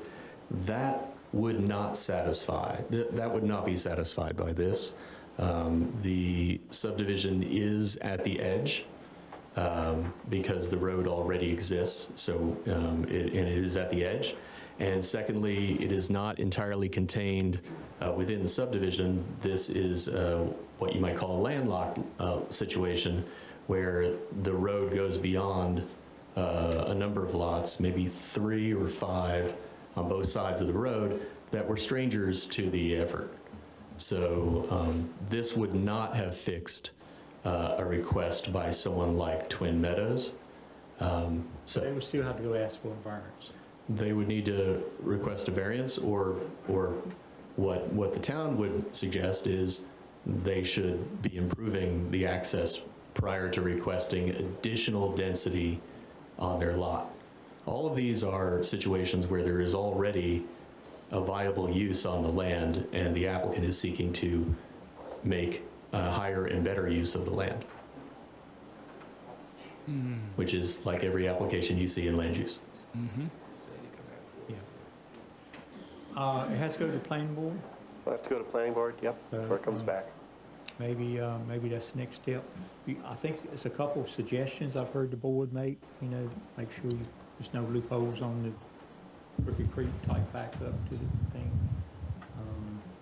And option 2 may prevent all of that, because the road have to be paved under option 2, correct? And that doesn't need to be the standard. That's an idea. Yeah. Wake County has a graduated dirt to gravel to pavement standard. You can regulate this as creatively as you wish. And that may be why in 2021, the solution was, let's just not do it. I heard a difference between ETJ versus within the town limits. As a suggestion, would we only, so within the town limits, you must be a publicly dedicated street constructed to town standards, but outside the town limits, this option, if you satisfy whatever the requirements are that the planning board recommends to you when you adopt, would allow for a private street. So what would happen if we did that, and then at some point in the future, the land's annexed into the town? It would be how it was. It will be an issue when the next owner comes along and wants to subdivide. We take things as they are when we get them, and the next bite at the apple is when they move forward for some sort of permit or entitlement. Yeah. See, that's the, in my opinion, that's one of the real issues about these ETJ things. They work really well for larger piece of properties that you can develop large subdivisions and you do improvements on. But unfortunately, the ones that have just these little small lots, they will never ask for annexation. And we can never force annexation. So it always, exists like that. 'Cause we haven't done a forced annexation since 1974, I think. And I don't even think you can legally do it anymore. You no longer can do it in most cases any longer. Now, the general statutes do provide an option to solve the ETJ conundrum, and that is to remove properties from your ETJ and wish Wake County well in regulating the heck out of these things, and just step away from it. If there's no upside, if there's no tax base that will ever come your way, why are town resources being exhausted on these matters if they're never likely to be annexed? Yeah, I don't think Wake County, it's really they want whole big areas. And it doesn't matter if it has existing lots on it or not. I don't know if we can piecemeal it or not and take little pieces out that already been developed. I think that's the issue. Because I've never seen that happen in Wake County. It's all or none. And I'm not aware of many towns that have chosen to go in the other direction. right. So everybody okay with Stephen moving on with this? Take it to the planning board next step and bring it back to us. Yep. Absolutely. I'll work with Dave and come up with a draft for the planning board and bring it back to you. Yeah. And can you whenever you do that, it would help just to see some diagrams that would sort of illustrate what we're talking about too. Sure. Because I'm sitting here in my head, I'm trying to draw it in my head. In fact, I just drew some out on a piece of paper trying to work it out. Just to be able to visualize exactly scenarios that could arise and what this would look like and exactly what we're talking about. Okay. Yeah, and this is legislative, and actually it's a text amendment, so the commissioner can go out there and look if they want to. Please come look. Please send me your suggestions, draw pictures, I everything. would say every situation is unique, and this is a unique little situation. It's really, if you haven't been out there to see it, I'm pretty sure the landowner would not care if you went out there and saw Where are it. you referring to? Crooked Creek? No. No, Crooked Creek? No, I'm talking about this. Twin Meadows? Yeah. No, not Twin Meadows. It's the one, Wagon Branch. yeah, Wagon Branch. It's over behind, Is that the gentleman that spoke at the end of? yes. Okay. Yeah, it's over behind Old Town. You go through Old Town to get to it. Okay. Speaking of Crooked Creek, if any, what recommendations do you have that we can help resolve the issues that they're having? For the Crooked Creek? Yes. Well, we're pursuing the land use violations. So that hopefully, if we're successful, will eliminate some of the business traffic on the street, which seems to be the issue. Is there anything legal that the town can be able to enforce that? And then how are those mechanisms being enforced? Well, I'll let Dave respond if he can. Commissioner Alston, I would refer you to the private guidance memo, the privilege guidance memo that I circulated on May 25 regarding the pending legal remedies available for those who may be violating the LDO. And my office is actively pursuing those in cooperation with the planning department. In addition to that, there are other options that the board could pursue that are larger policy decisions, but they are all accompanied by significant risk of unknown.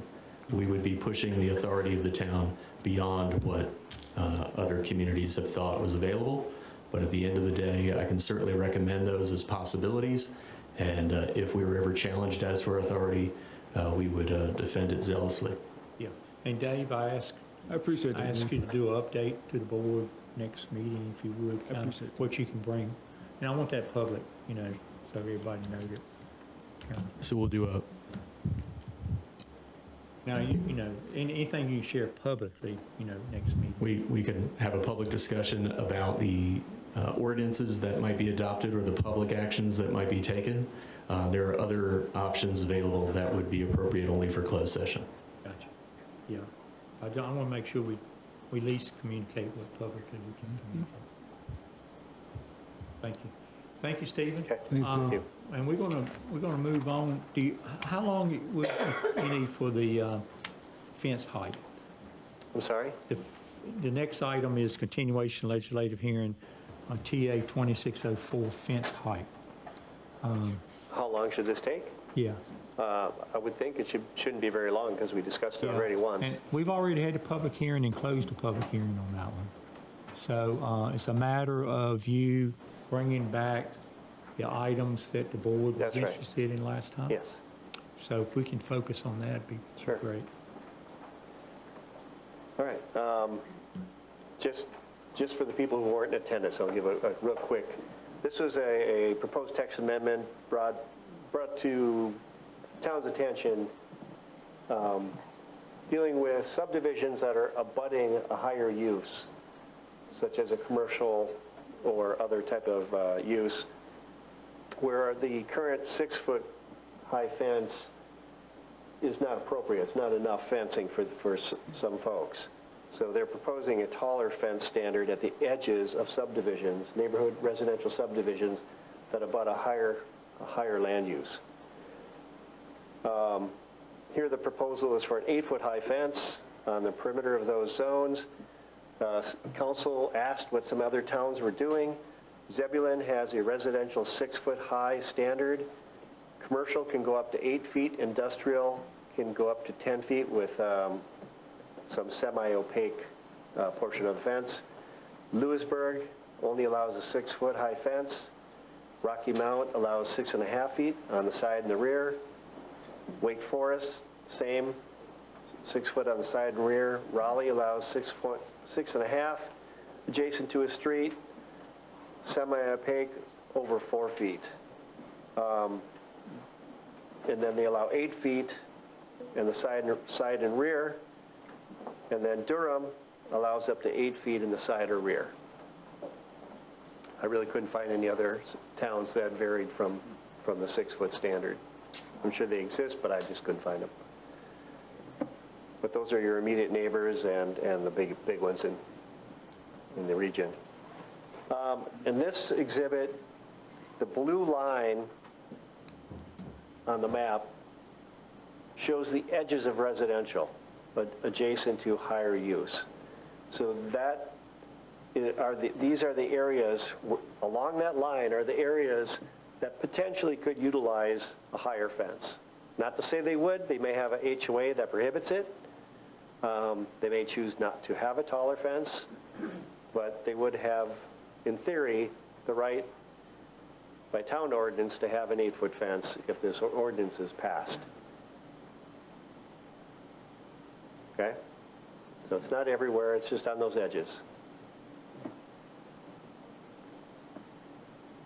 And so staff believes that if the council wishes to pass this ordinance, it is in compliance with the comprehensive plan. Planning board recommended approval, and staff recommends approval, and the proposed motions are as shown. I have one question, maybe two. The buffers that are being proposed, I looked at the map. That's a lot of places where that could be. And I tried to ride around and envision where these would be. And where, can you give me anywhere, or anybody else, let me know what your thoughts are. Where would this be proposed that there would not be a buffer between the two areas so that it could be seen as I drove by it? I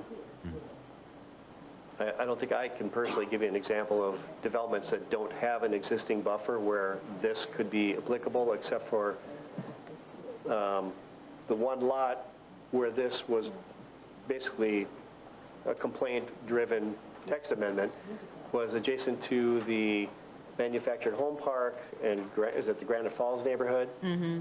So if you were on that dirt road in the manufactured home park, you'll see a spot where the vegetation was all cleared. Yes. Where the homeowner wants to put a taller fence. I'm sure there are other places in town, but honestly, I cannot name them. So can any of you all think of where this may happen? Because I tried to think and I thought, even between Elizabeth Springs and the new commercial that's coming, there's gonna be a buffer right there with the trees and the vegetation. So if they had an 8-foot fence, it wouldn't matter, nobody's gonna see it Commissioner anyway. Sneed, it's going to be existing land uses that involve a non-residential use that existed prior to, let's say, 2004. Every non-residential site that existed in the 20th century was not buffered. And we didn't have mandatory buffers for our residential. If it were built up against non-residential, there wouldn't be a buffer. So it's going to be all of the older existing uses in the town, but anything adopted probably after the adoption of the modern UDO and then the LDO is not going to be where this happens. They typically will have HOA agreements that limit fence height. And you're also going to have the buffers. So it's going to be the older incumbent land uses that are still scattered about town. Thank you for that. But that doesn't help me. Visually in my brain. That's not helping me. So give me an idea. I think what he's saying is granite crest. Yes. Or used to be willow crest. Yes. Granite crest, willow crest. At that time, it didn't have. It was built in 2002, if I recall, when it was first. 2005, I was one of the first. Huh? 2005, I was one of the first. I was thinking it probably went through the approval process. Probably before that. then, I was yeah. thinking around 2002, 2003 maybe. But that one kind of lot to lot kind of thing. So he's saying probably most of them after that. Because I think the first one that fell within the next type of planning with UDO was villages, type thing. And they had covenants that cover that.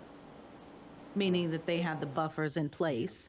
So if someone put up an 8-foot fence, you're not going to see it because they have the buffers there. Well, maybe pull it up your blue line again, because he had a blue line. Yeah, I saw that. So the villages, So along Main Street, you have all of the incumbent housing that is from the prior century. Yes. There's no residential buffer yard at the rear of their properties. And some of those do back up to non-residential uses along Main Street. yeah.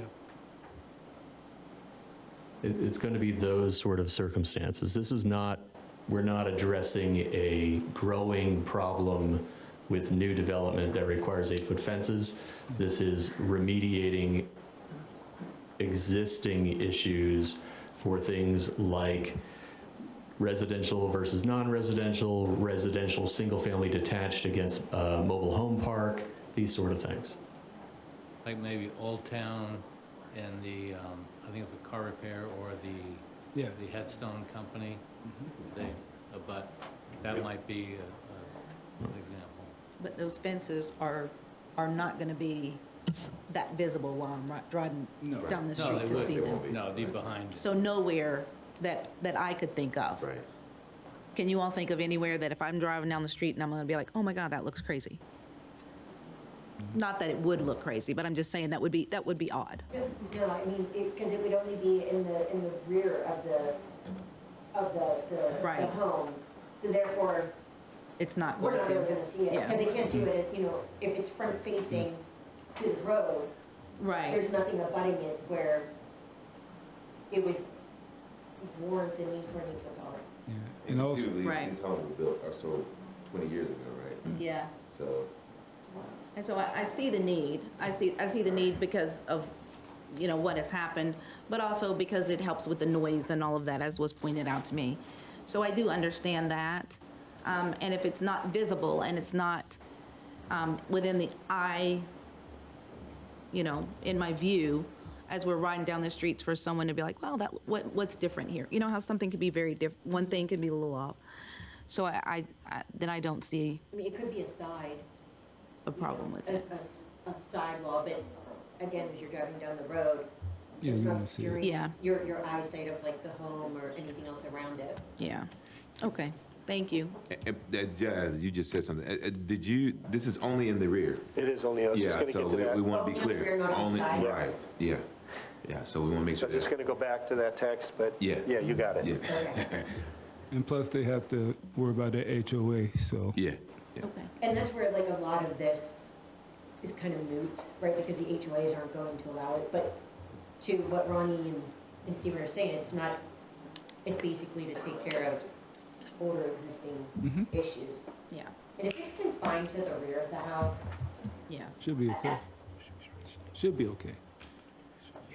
say that again? Should be okay. Exactly, it should be. But should we'll be let the okay. HOA determine Do that. we want to expand it to side yard? Oh, Jesus.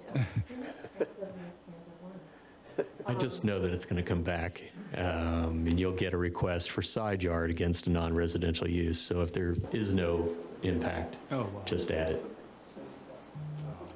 Yeah. There's probably some neighbors need a 12-foot fence.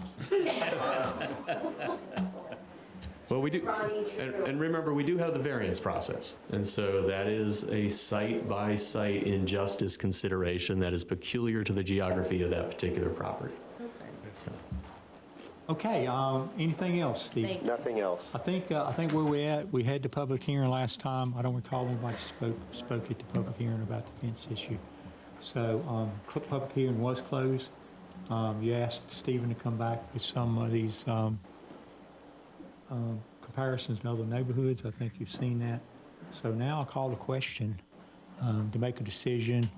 You see the motions up there. So, what's the desire of the board? Mr. Mayor, I motion to approve TA 26-004, text amendment to section 6.5.E.4 fence height because it is consistent with the comprehensive plan. Second. Okay, got a motion second. Any other discussion? Not hearing any. All in favor say aye. Aye. Any opposed? Sounds like the ayes have it. The ayes do have it. Mr. Mayor, I also have a motion to adopt a standard of consistency and reasonableness as TA-26-004. It's consistent with Rolesville's comprehensive plan supporting the plan's 4 focus areas and is therefore reasonable. So I have a motion. Is there a second? Second. So we've got a motion second to approve and adopt this statement of consistency and reasonableness. So all in favor say aye. Aye. Any opposed? Not hearing any. Ayes have it. Both motions pass. Thank you, Stephen. Appreciate that. Thank you, Stephen. I have 8:20 by that clock, 8:19 by my computer here. So we're going to take a 10-minute break and come back for the town campus legislative hearing, REZ 26-003 and REZ 25-004, Oakwood, Maine. So we're going to be in recess for about 10 minutes. Thank you. We'll start back at 8:30. Appreciate it.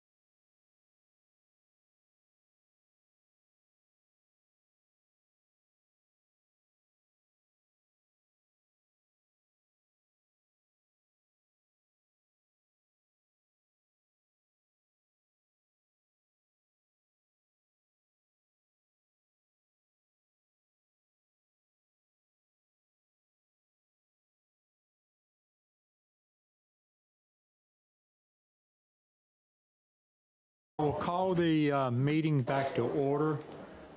Just want to remind the board, we're still having microphone issues. I think the one out there works, and I think yours is working, Lynn, with everybody else is hard hearing. So let's really speak up loud so people in the back can hear, if you don't mind, when you ask questions, commissioners. I've never been accused of being softly spoken, so. Bring it up some. What did you say? I can get there real loud, All right. Mr. There Ryan, you not a go. problem. There you go. Okay, we're going to try to. No worries, I gotcha. We're going to try to help out. There you go. That's the example we need to follow right there. So, Stephen, I think the item we are doing now is legislative hearing REZ 26-003 Town Campus. I'm going to let you do a staff report, and then I'll call the public hearing to order. All right. So this rezoning is for 2 unaddressed properties, and then 404, 406, and 408 East Young Street. The site is 17.3 acres. It's currently zoned RL, low density, residential. Proposed zoning is business, industrial, technology, which is goes by BT. And it'll be proposed use being government facilities. Oop, wrong way. So just quickly, the BT district was chosen because it's the best fit for a campus-type development, and I've just included the description for business, industrial, and technology. The comp plan didn't quite align with its guidance, but the zoning district specifically calls out this type of use. The comprehensive plan identifies the subject area as civic, meaning to host civic and institutional uses, including schools, libraries, and civic centers. And the site, you can see, the site is shown in blue to the right. The transportation plan shows East Young as a 2-lane section with 2-way center turn lanes, curb and gutter, and pedestrian accommodations. There are 2 new collectors that are shown running both north-south and east-west through the site. And the greenway plans show a greenway on the north portion of the site and a side path and bike lanes on East Young. So all that's going to be accommodated. A traffic impact analysis was prepared. The weekday daily trips being 3,172. Rezoning request is consistent with the comprehensive plan because the government facilities are aligned with the civic land use. Staff is recommending approval. Planning board recommended approval. And the proposed motions are shown. Any questions? Just for clarity, I think, Board, this is just a rezoning request. That's right. And any questions from the board on why this was chosen to be what the new zoning for the governmental complex would be? Anything? Town campus. Well, you off the hook then. Thank you. Just Yeah. stand by and we'll bring you back up. But I'm All right. going to open the public hearing. No one signed up for this part of the public hearing. But I will ask, does anybody want to speak 3 minutes on this hearing? You're welcome to come up. Okay.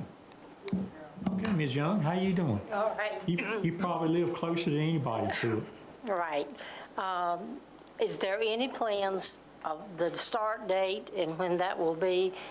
And I came down to see the map last month when y'all had your meeting because I couldn't attend. Has any change been made since then in the layout? Thank you for your question. I'll ask the Plan do it. Yes, so there haven't been any major changes to the layout. And as far as the timing, we are still looking at late fall, early winter. So later this year, like November, December, to start turning dirt.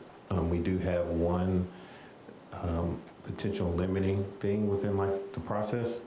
but it's more of an engineering thing. So at the very latest, it'll be early, like February, but in the wintertime, because we can move dirt in the winter. The weather doesn't stop us from doing that. It's not like paving. Right. But those are the major things. I had heard, now this is just hearsay, that there was some concern about that ditch area that runs through the land back there. They were talking about the waterway. That isn't waterway. It was just a ditch cut for farming purposes. Been there. I love that you're using the same language that we say in our meetings. I've lived there since 1968, Yes, ma'am. so I know. If only the Army Corps of Engineers thought like you. But yeah, so we actually, I mean, I've seen roads of crop all the way from front to back. yeah, so. Wake County was classifying that as being something bigger than what it was. And then when we went through the Army Corps of Engineers, Jillian that came before you, she talked about how we had a high level of certainty that a certain area would not be considered that one. And so we've engineered ourselves out of that. And so that'll just be an open space with some trails and things of that nature. And so, but you're dead on. Yeah. Okay. Thanks so much. All right. Yes. Thank you. Ms. Young, appreciate that. And I think, he's asked what timeline. I think the last update we got from our project engineer, and we'll probably get a new one soon, but last update I heard was, she said summer of 28 would be move-in for police, and the fire station would follow a few months after that, so I'm assuming. I'm getting old. Yeah, so if I could get your contact information, I can give you streamlined updates as well on things, because we kind of process the stuff in real time, and I know you probably have more questions about the fence, the buffer, and all those things on the other side of the street. I would love to talk to you about that and just be proactive on that. Yeah. Thank you, Ms. Young, and you'll be here. You're in good health. I don't know, I'm having surgery next week. Thank you. Anybody else? If not, I'm closing the public hearing. Once, twice. Okay, public hearing is closed.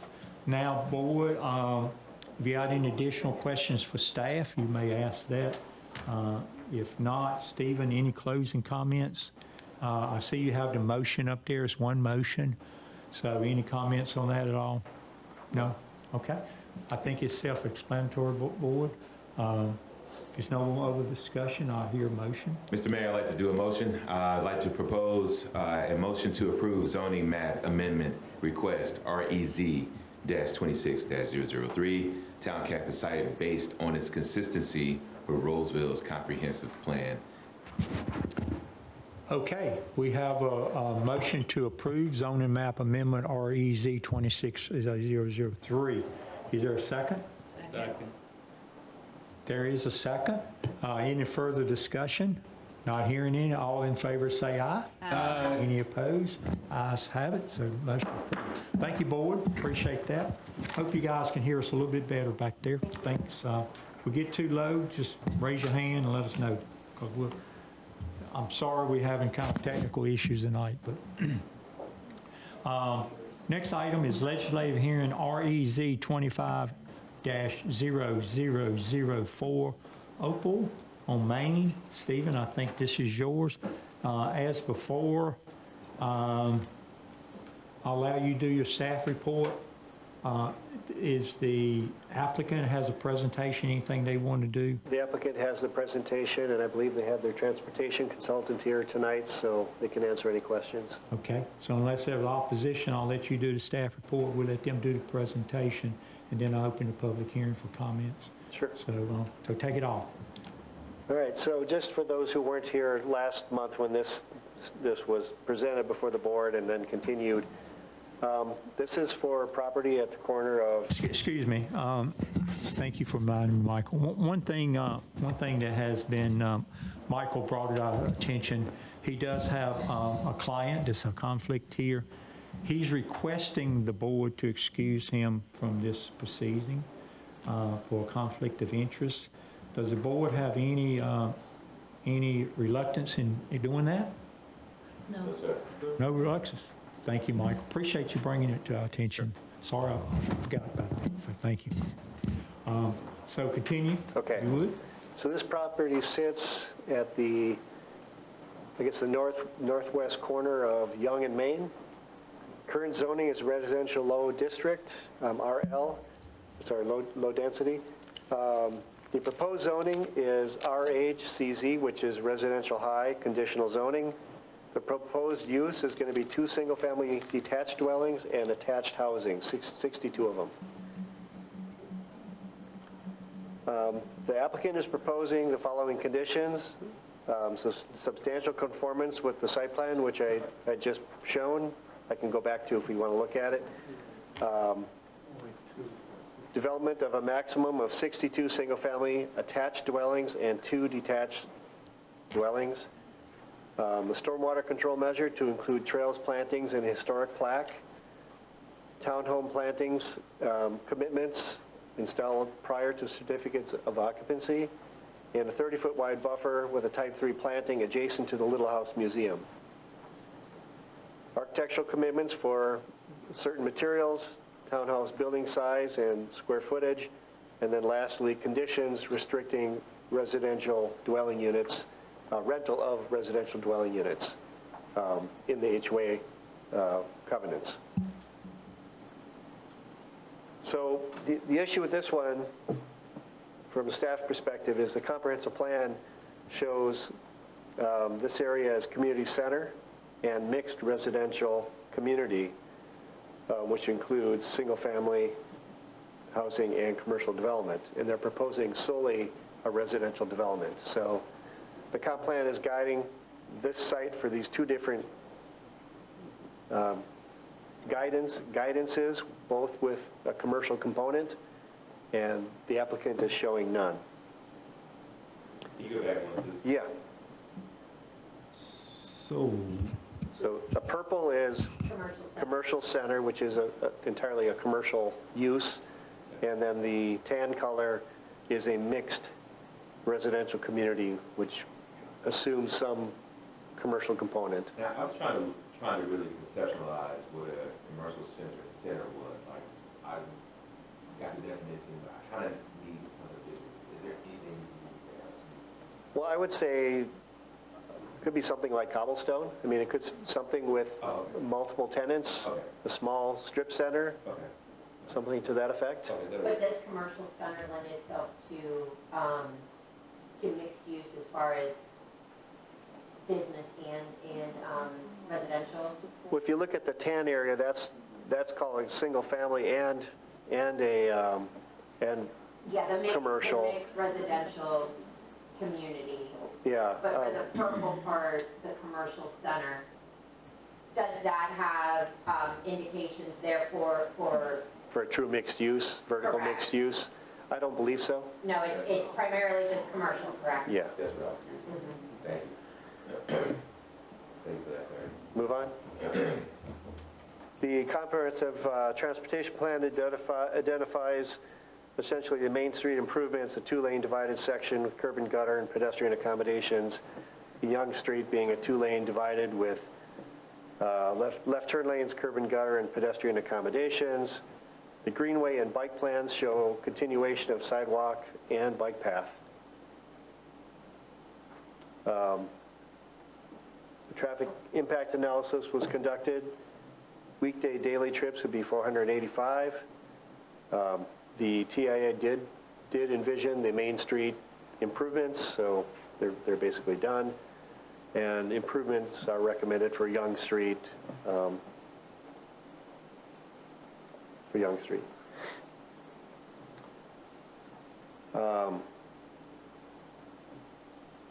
So staff is finding it inconsistent with the comprehensive plan. This is just more detail on the comprehensive plan if you care to dig in. But you know, the mixed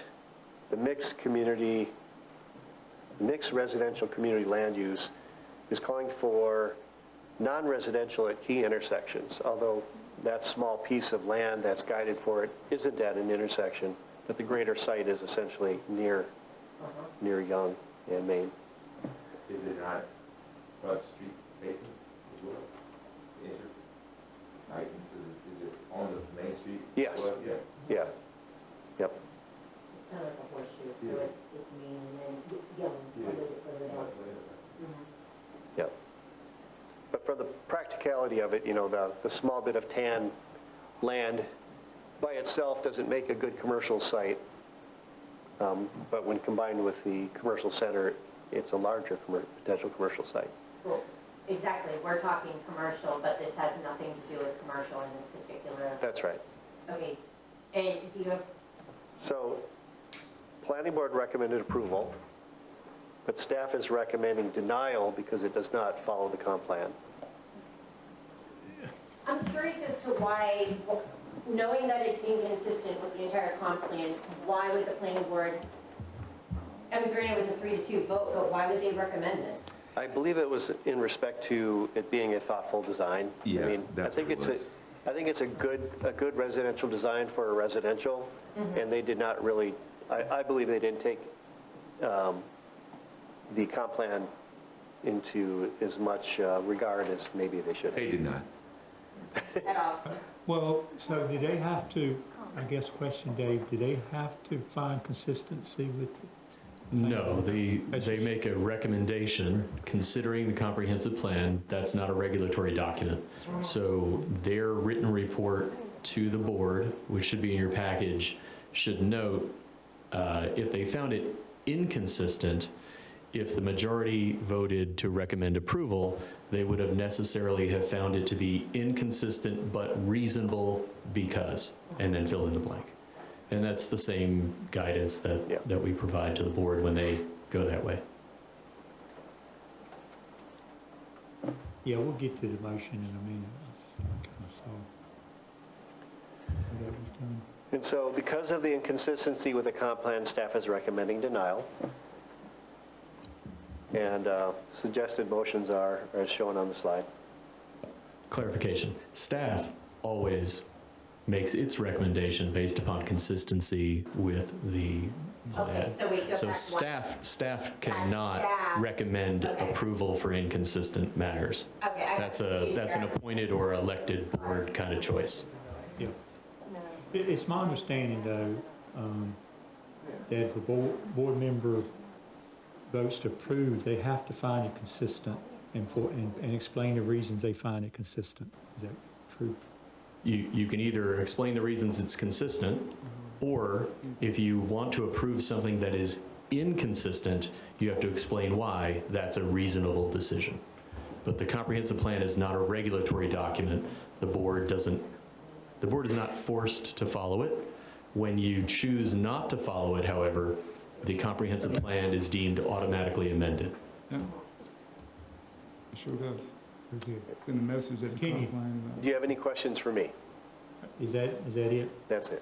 Any questions for staff at all? No, sir. Okay, let's bring up the applicant for the presentation. Where is the applicant at? If you would, I'll just forward the slides for you. Okay, thank you. come up and state your name and record. How many of you are going to speak on the matter? Just two? Just two, Okay. unless you have additional questions. Just, if you would, state your name, both of you, and your address for the record. Sure. Good evening. My name is Laura Holloman. I'm the project planner with McAdams, 621 Hillsborough Street in Raleigh. And joining me tonight is my client, Robert Hayes, with the Fisher Group, and I'll let you introduce yourself. Hi, I'm Robert Hayes with Grand Communities, 3940 Olympic Boulevard, Suite 400, Erlanger, Kentucky, 41018. Thank you. Thank you. You want to just go ahead and get right into it? Next slide. Sure. Thank you so much for your consideration this evening. As I mentioned earlier, my name is Rob Hayes. I'm a planning and entitlements manager with Grand Communities. We are the land development company for Fisher Homes. We're based in suburban Cincinnati, as you heard from my address. We are a privately held home builder. We've been around since 1980, so a little over 45 years. And we started in the Cincinnati area and have continued to expand. We're currently in 11 markets in 7 different states. Very excited to be here in Rolesville this evening and excited to be in the Raleigh market. Just a little little bit about us again, 32nd largest home builder in the country. We are creators of Total New Home Solution, builders of exceptional value. We're very proud of the time that we spend with the details of our communities and creating timeless communities. So we believe that we put a lot of effort into our community design, and as such, our communities tend to live timelessly over time. So thank you for your consideration tonight, and I am available for any questions. Thank you. Thanks, Rob. Okay, so staff did a good job of briefly introducing you to the project, but I just want to go over some highlights. We first submitted this back in July, so almost a year ago, ahead of the 2050 Comprehensive Plan update, which transitioned much of this to commercial. And since then, of course, we have gone through several revisions to respond to community staff and NCDOT feedback. We also did add additional acreage, which allowed us to construct the two single-family lots that you see on Norwick Drive, and that permits single-family to face existing single-family rather than doing additional townhomes or even commercial, and that has been received well by the neighbors because they see it as an appropriate use and doesn't conflict with their existing neighborhood. So why townhomes? Let's talk about it. Townhomes, when done right, are the most effective middle range of intensity land use types that creates that smooth, predictable transition between single-family neighborhoods and more intensive commercial areas, like at the intersection of Young and Main Street. They soften the jump in building scale, traffic, and support walkability and mixed-use vitality.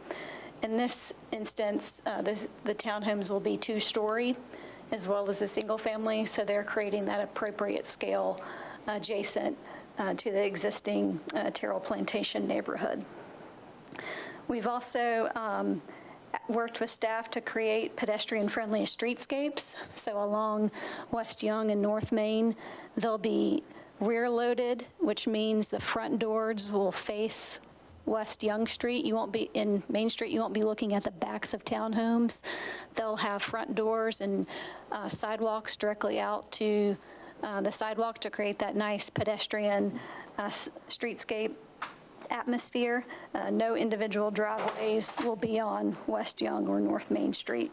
No vinyl siding either. We've made that a condition that'll be only used with trim. All of the townhomes will be at least 1,575 square feet. That is not counting garage space. We also, as staff mentioned, heard from our neighbor, the Little House Museum. They were concerned about the buffer and if there would be any large commercial dumpsters. They're very concerned about any noise or smell from large commercial dumpsters. So we increased the buffer width to 30 feet. That goes above the minimum, and they were pleased to know that in this we were proposing traditional recycling and trash pickup like with any residential neighborhood. We have met with the neighbors twice. Some of them are here tonight, and you'll hear from them a little later. And we've heard traffic was a big concern each time. So as a result, we voluntarily initiated a TIA that has been performed by DRMP through the town's prescribed TIA process through a third-party traffic engineer. And even though we were well below the TIA threshold, we wanted to make sure that we were giving residents an opportunity to see what the traffic yield was. The DOT did come back restricting the North Main access to right in, right out, and that further cements that this location is well suited to residential instead of commercial. It's very hard to have a viable commercial when you're limited to having a right in, right out access only onto North Main Street. Next slide. These are the facade elevations, home types. So on the top are examples of actual home elevations that they've built. They have started to build in this area already, Flowers Plantation in Clayton. They just moved in their first residence earlier this spring. And then at the bottom is the townhomes to the right. The townhomes, those are the rear loaded. And then to the left, we will have some front-facing internal to the site, but they will be 20-foot driveway length as well as a 2-car garage, and many aspects of the have room for 4 parking spaces, and we will have off-street parking areas in a few locations because we know that parking is a constant concern that comes up for townhome communities. Next slide. Just want to reiterate, this has been talked about. You can see there are still over 12 acres of viable commercial opportunities situated near the intersection of West Young and North Main. Commercial uses make the most sense at intersections because they naturally concentrate people, visibility, and movement, all things businesses depend on. The intersections already have turn lanes, signals, and other important infrastructure. Obviously, these are very nice because the town just spent a lot of money to get this intersection up to snuff, and it is a beautiful intersection. So you've set yourself up well to have that commercial activity. We're just trying to set ourselves up well to have Opal at Main.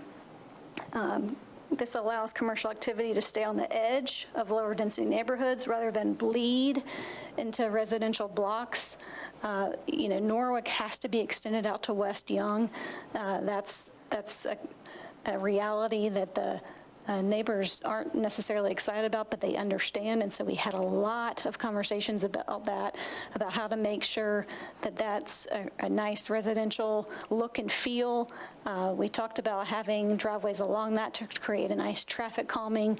They don't want to have high speed in there. They want to have the look and feel of a residentially type community. Opal at Main will be key in creating a worthy piece that creates smart growth between commercial and existing single family, rather than fight against a way of life and community that has existed for decades around it. And that's really why we're here. We understand the comprehensive plan. I've been a professional planner in this market for over 20 years, done a lot of things in Rolesville as well. But really we thought, and this isn't an insult to bring this to you that doesn't meet the comprehensive plan. That's not what we're trying to do. We're really just trying to allow a proper transition between your downtown core area and your existing single-family neighborhoods rather than fight against it, especially when you have existing residential streets here that this is going to connect to.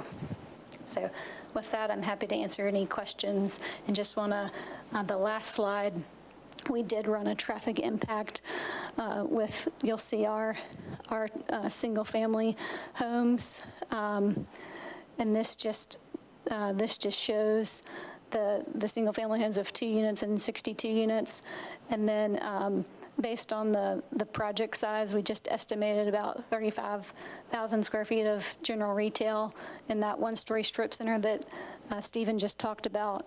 And you can see that the daily trips, we're showing 450, it jumps up just under 2,000 daily trips to have commercial at this intersection, and your peak hour is really where it's felt.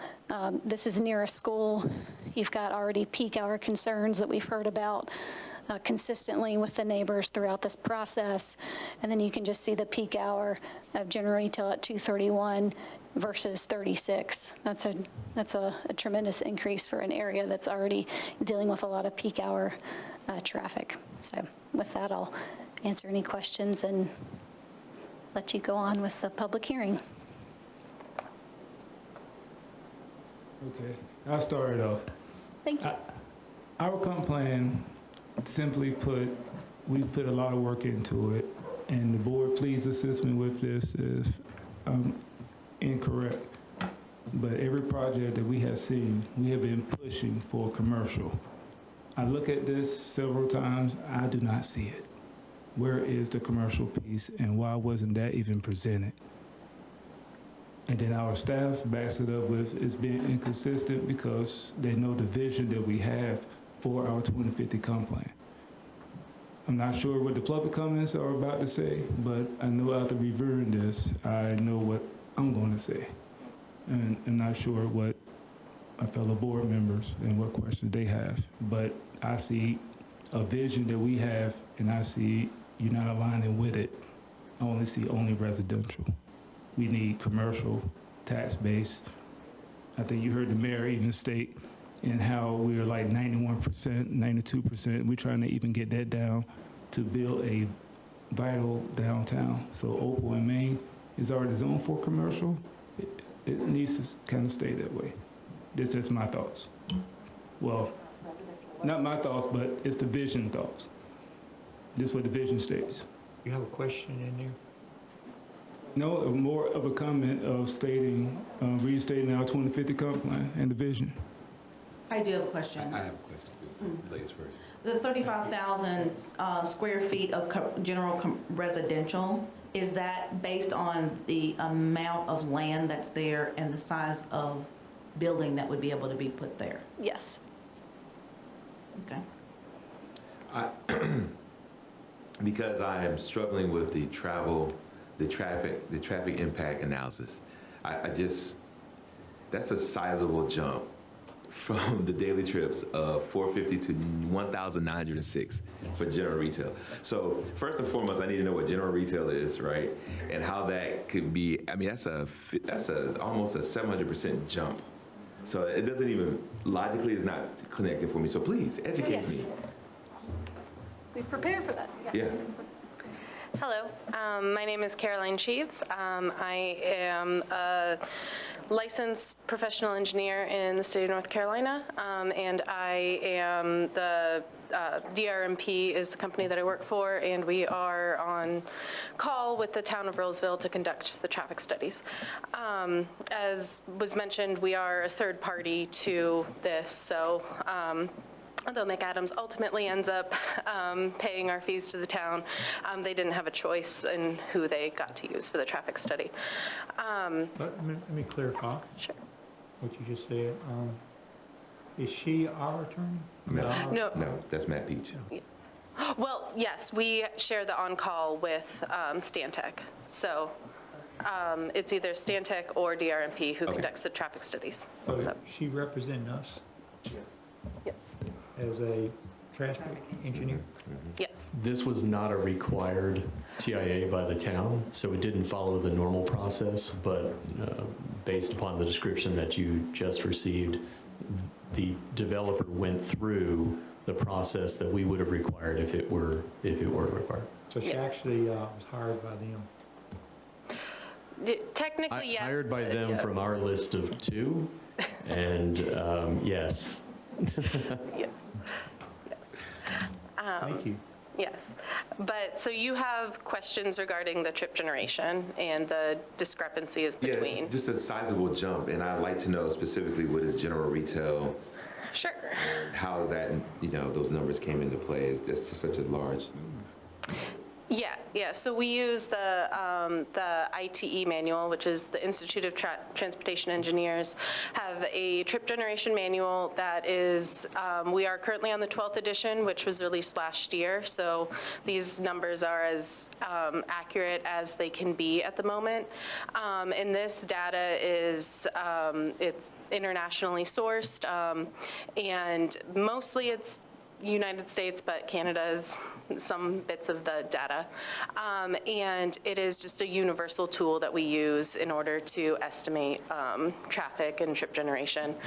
And townhomes are generally seen as, other than apartments that are like high-rise apartments, they are generally seen as a lower traffic generator than a single-family home, and that's because you have a lot of resources that are pulled together with townhomes. So a regular single-family home would have multiple package deliveries potentially in the neighborhood that are individual trips, or lawn service that is individual, but townhomes, generally those types of things are in a block, so you don't have as many trips, and there's also fewer opportunities, for to have 7 cars or something like that.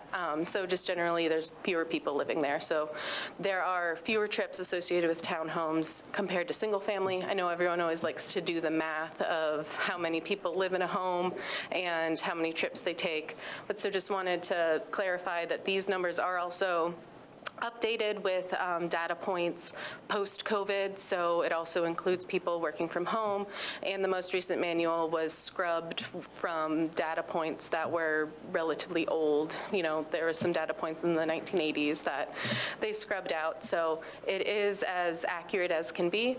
And general retail itself is the retail category shopping center or general retail is divided into multiple different categories. A development of this size, this is the appropriate land use code. They divide it out into, I believe it's less than 15,000 square feet, and then between 15,000 and 50,000 square feet, which is right where we are smack in the middle of that category. And it includes really anything, not necessarily strip mall, but it could include really anything that is seen as general retail. It could include, you know, just your little shops. It could include hair salons. It could include, you know, a bank. Generally, if you are doing something that would have like a grocery store component, that is something that you take careful consideration into. There's a special section of the IT manual for grocery store, but general retail is typically what you use when you are unsure of the exact land uses, and it lumps anything that is shopping together within there. Okay, thank you. So what I'm hearing you say is that it took a number based upon what it could be, and in taking that could be, it takes into considerations things such as large shopping marts or supermarkets or whatever the case may be. Not taking into consideration, there may be one right down the road in less than a mile, but more than anything, it is taking the trips that come from that shopping area is what I'm hearing you say. Yeah, well, the general retail in this sense wouldn't necessarily include a grocery store. We would have to use a different, it would include like a 35,000 square foot grocery store would be a very small one. It could, but sorry. I am, just caveat, I just came off of maternity leave. I've got a little bit of that mom brain. You're good. Totally appreciate that, hon. Okay, I've gone through it twice, and you don't ever really recover, so. And all due respect, I haven't gone through that and I still get it, so it's all good. General retail really just includes really any type of shop that could be. So I know there's a grocery store across the street, but in terms of like putting in like a Publix or something, that would be a totally different situation. And that's what I was trying to get at there, that this size of general retail, this square footage is the appropriate one for this parcel. And if it were to be something more intense or even like a C-store or something, it would generate even more traffic. So this is more of the lower density general retail. Oh, so that's considered the lower number. Well, yes. Like if we were to put a Sheetz there, or a Sheetz plus some additional general retail, that number would be much higher. And one thing I would generally like to say when comparing residential and retail is that retail typically does also have what are called pass-by trips. So that is trips that are already on the roadway that would enter, you know, for example, you're on your way home from work and you want to stop in somewhere to grab something. So it ends up being the same exact number of trips at the individual driveways, but some of that traffic is currently on the roadway network. So I want to ask one more question. Sure. I heard, if I correctly, that DOT stated it's going to be a right in and right out. Yeah, it would be a right in, right out. Is that, so that's the only way that Off of Main Street. So off of Main Street, that would be the only access that it would have is a right in, right out. So off of Main Street only? Yes, so. That's for this particular setup with the homes and the particular level of entrance exit space that is allowed. Correct. It has to do with the frontage along Main Street that this parcel has. It is a little too close to William Street which is just across the street. It's a very small street that doesn't have a ton of traffic on, but it was too close for DOT's comfort to have a full movement there. And so any traffic that would be turning left from, that would be turning left from Main Street into, it would have to use the Young Street access, which is across from Scarborough Street and obviously connects into that that existing residential development. So there is that concern with. Sure. And I understand that you have, there is a book and there is a equations, so to speak. I just find that daily trips, 1,900 daily trips for general retail. I'm a part of the complex across the street there at Cobblestone. I wish I had 1,900 daily trips into Cobblestone. I mean, that would be phenomenal. I promise it's a fraction of that in reality. And we do have, residential in there too. But I just, every time we see these traffic and impact studies, it's like I just take it with a grain of salt. Because I don't understand how 62 units of a townhome at peak AM hour, there would only be 20 people leaving that area. That tells me that 42 townhomes are either working from home or unemployed. Or they left in another hour. Or they left it another hour. Yes, that's Yeah, what I was gonna it's say. just, anyhow, I appreciate where you're coming from. I understand that you're not just pulling these numbers out of the air, but when we look at these and then we look at reality, what we have already witnessed from, it's nowhere near. Again, I'd be retired and have moved by now if that's how many trips we had into Cobblestone. So I appreciate, thank you for the information.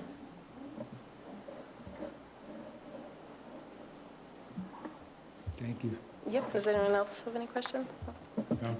You good? Everybody good? Thank you, appreciate that. Thank you. Thank you very much. And the fog will eventually start to lift. Just a second, baby, it doesn't. No, then you're done. So any additional questions right now, board, or I can bring the applicant back up if you want to ask questions? Any, Are you doing the public hearing? I'm going to call the public hearing next. So applicants, before I call public hearing, if you got anything you want to add, this is your opportunity. Once I open up public hearing, you will only be able to answer questions from the board. Just want to clarify, there was one comment made, I believe, by Commissioner Alston about this being zoned commercial. It's not. It's zoned low-density residential. I know exactly what you're referring to. You're referring to the designation of the land use plan, but just to clarify, it is zoned low-density residential, so anyone would have to go through this zoning process, even with the comprehensive plan designation of commercial. Yeah. Thank you. Any other part of your presentation you need to do? Okay, not hearing any, I'm going to call for in the public hearing. And I have one person signed up. I think it's Michelle. Got to find my sheet here. So Michelle Kennedy, if you would come up and state your name and address. Michelle King, I live at 316 Woodley Farm Road.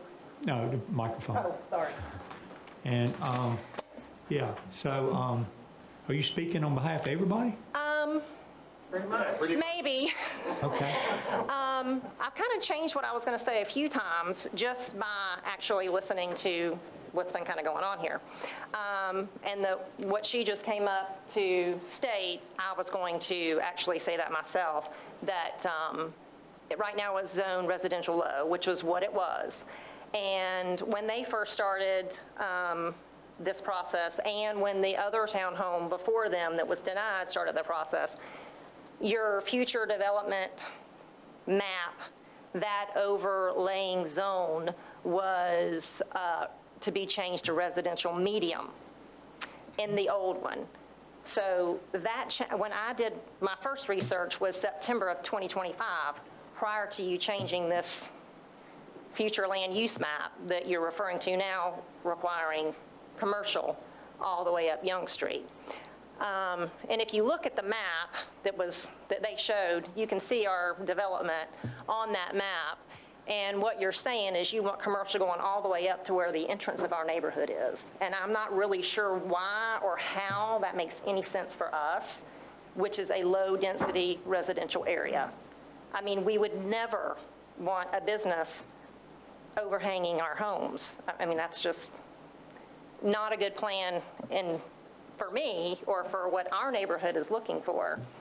I understand that you do want the commercial on Main Street in that section, and I'm not denying that we need businesses and we need that thing.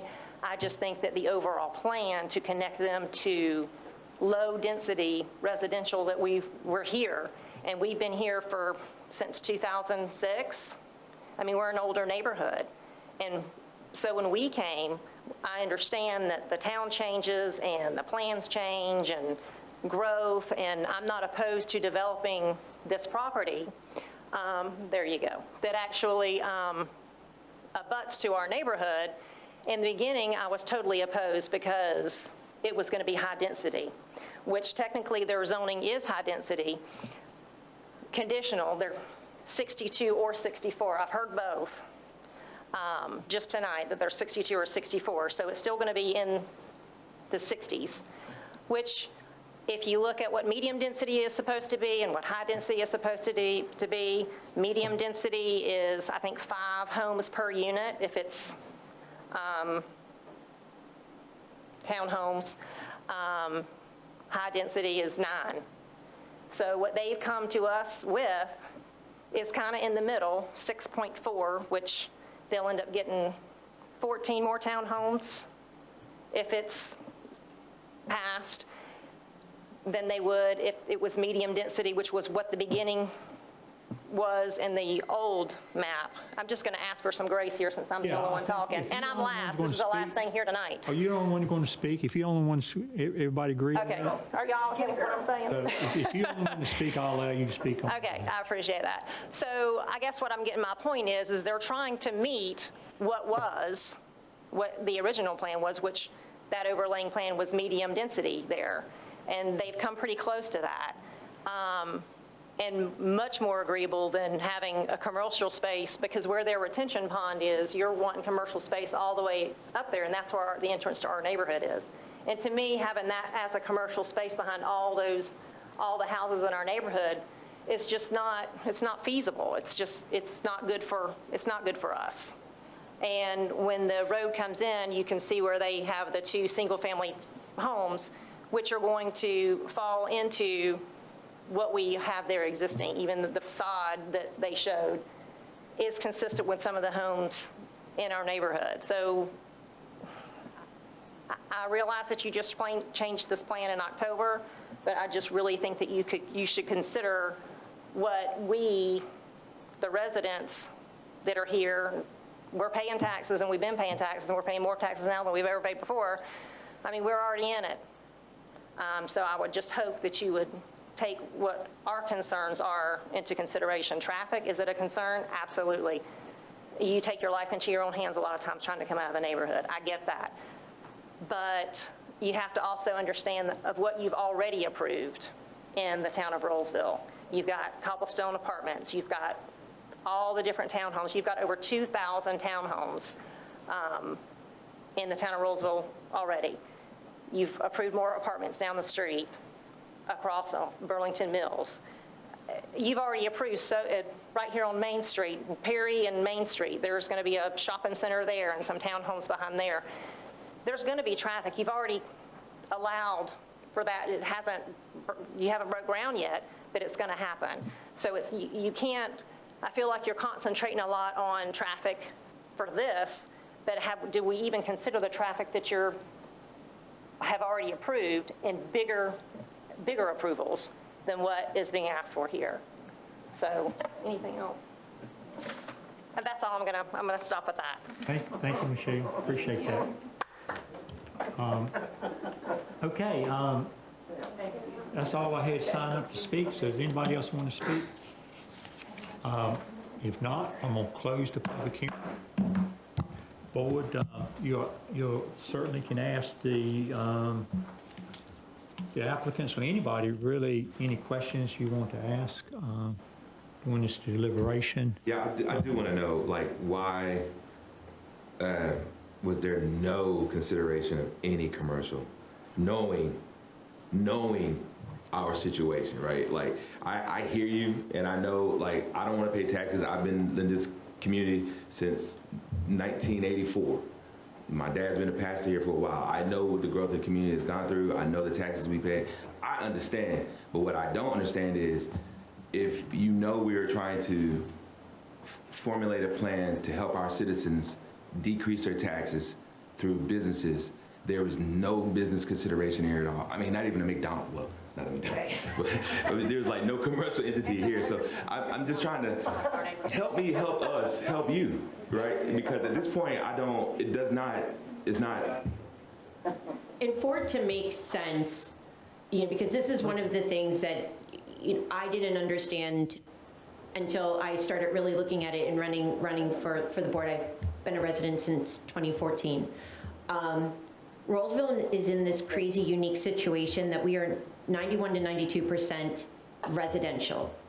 The other 8 to 9% is commercial in one form or another. For a sustainable tax base, most towns strive for a minimum of 70 to 30%. Correct me if I am wrong. Thank you, Eric. I got the thumbs up. My numbers were correct. For many reasons. If we run into an economic downturn, property values go down, there's no money left in the well to do anything for our town. And we're also in a situation that Rolesville is the smallest municipality in Wake County. We are approximately 6 square miles in size. And a good percentage of that is within the watershed. So we are literally at a point where we're not even talking about acres anymore of land that's available. We're talking about feet because we cannot grow any more land. And I completely understand the concerns of the people within, the range of this particular parcel of land. It's just when you look at it from a bigger perspective, for all of the town, we are running into a situation where we will not be feasible if we keep consistently building residential without adding to our commercial footprint.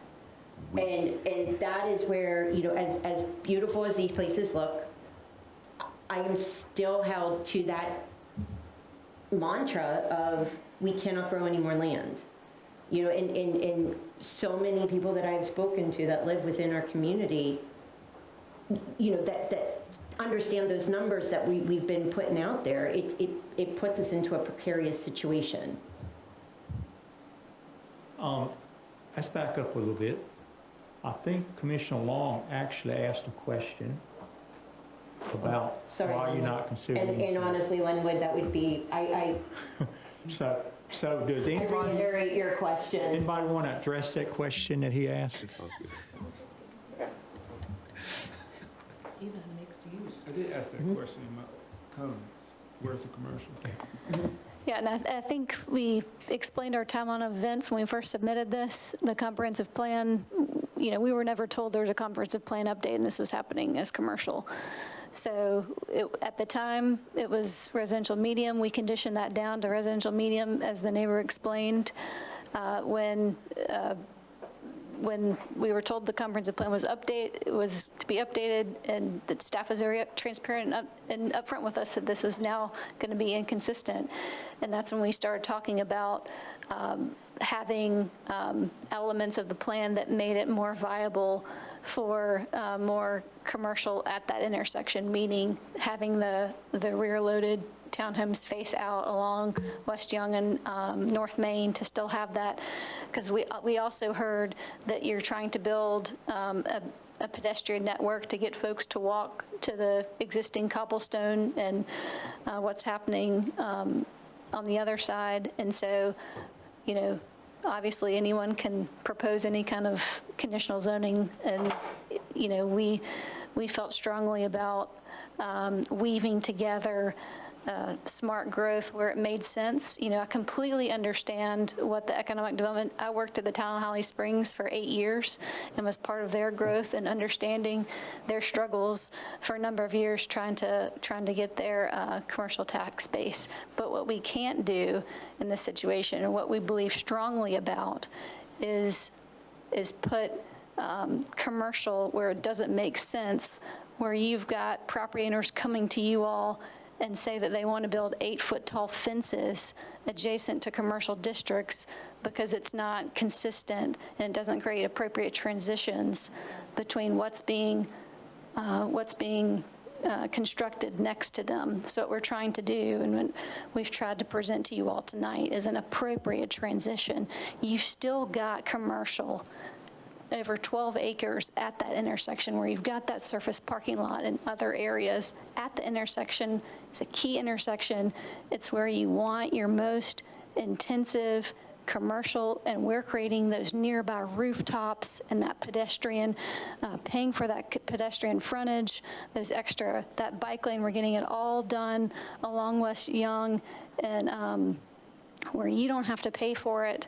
And, you know, that's what kills a town of this size, trying to put in those things while setting up for commercial. Because, you know, when I worked at the town of Holly Springs, what I heard about was, okay, well, how many rooftops do you have within walking distance to make those commercial things viable?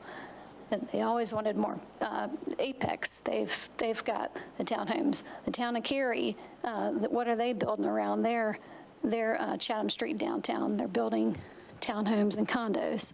You've got to have nearby residential to support your downtown core area commercial, and that's really what we're trying to do on a small basis where it makes sense. Rob, do you have anything to add? I think what you said, Laura, I completely agree with that. Step up to the mic if you don't mind. As Laura said, we want the commercial to make sense. It's also, we don't have that product in our portfolio. So we are a residential developer, we're a residential land development company, and that's not a product that we have in our portfolio. That would have been great if you started there. Thank you. Yeah. We just, that was it. I mean, thank you. I guess I have a follow-up question on that, because if you don't mind, I know we are experiencing this with others, and we got some developers that's partnering with commercial to put commercial in their neighborhood. So my question is, do you have any commercial partners that can help you out with this? You know, that is something that we have looked at in other developments. The parcel size here that is under contract, we have certain parcels under contract. The geometry of those parcels do not lend themselves to commercial in this instance as well. So long answer to your question, no, not in this situation. Okay. Any other questions for the applicant?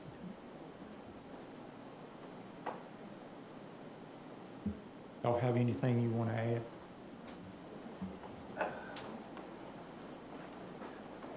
Hi, I'm James Mitchell. I live at 311 Lakeside Circle in Zebulon. Been in Zebulon 49 years.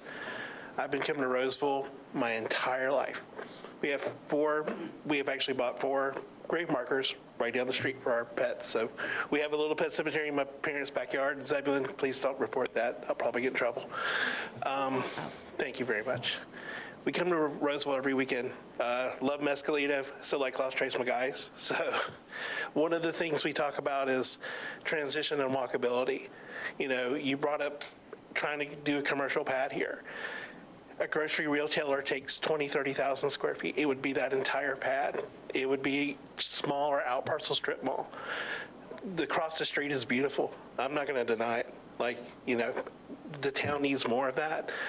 The reason we're trying to do this is a true transitional walkable thing. And you've got the corner, but you also have a natural stop with a little museum there, which is right on the other side of us. So that is why when we were doing this, we were thinking that thoughtfully to not jump that over. So just wanted to reiterate that. Thank you for your time, guys. Thank you. Thank you. Thank you. Thank you, sir. Yeah.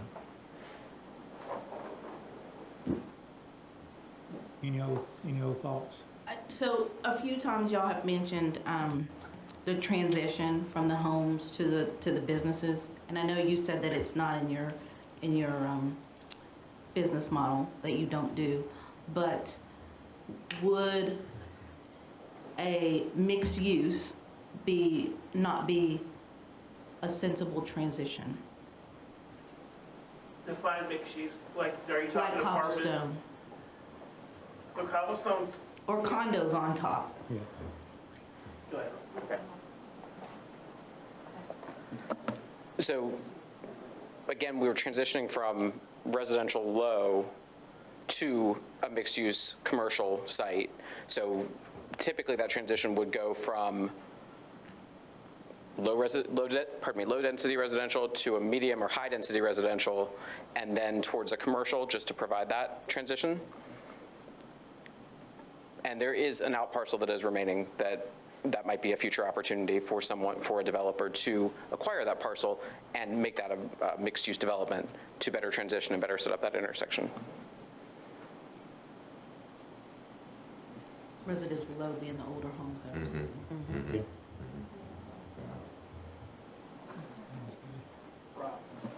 Can we have 1 second, guys? Like, Yeah. 20 seconds, thank you. Yeah. I want to give you a fair chance. I appreciate it. I think that front piece could be a good mixed-use piece. I mean, you wouldn't want it in the whole neighborhood. Mixed use. Right here, this little piece right here could be mixed-use.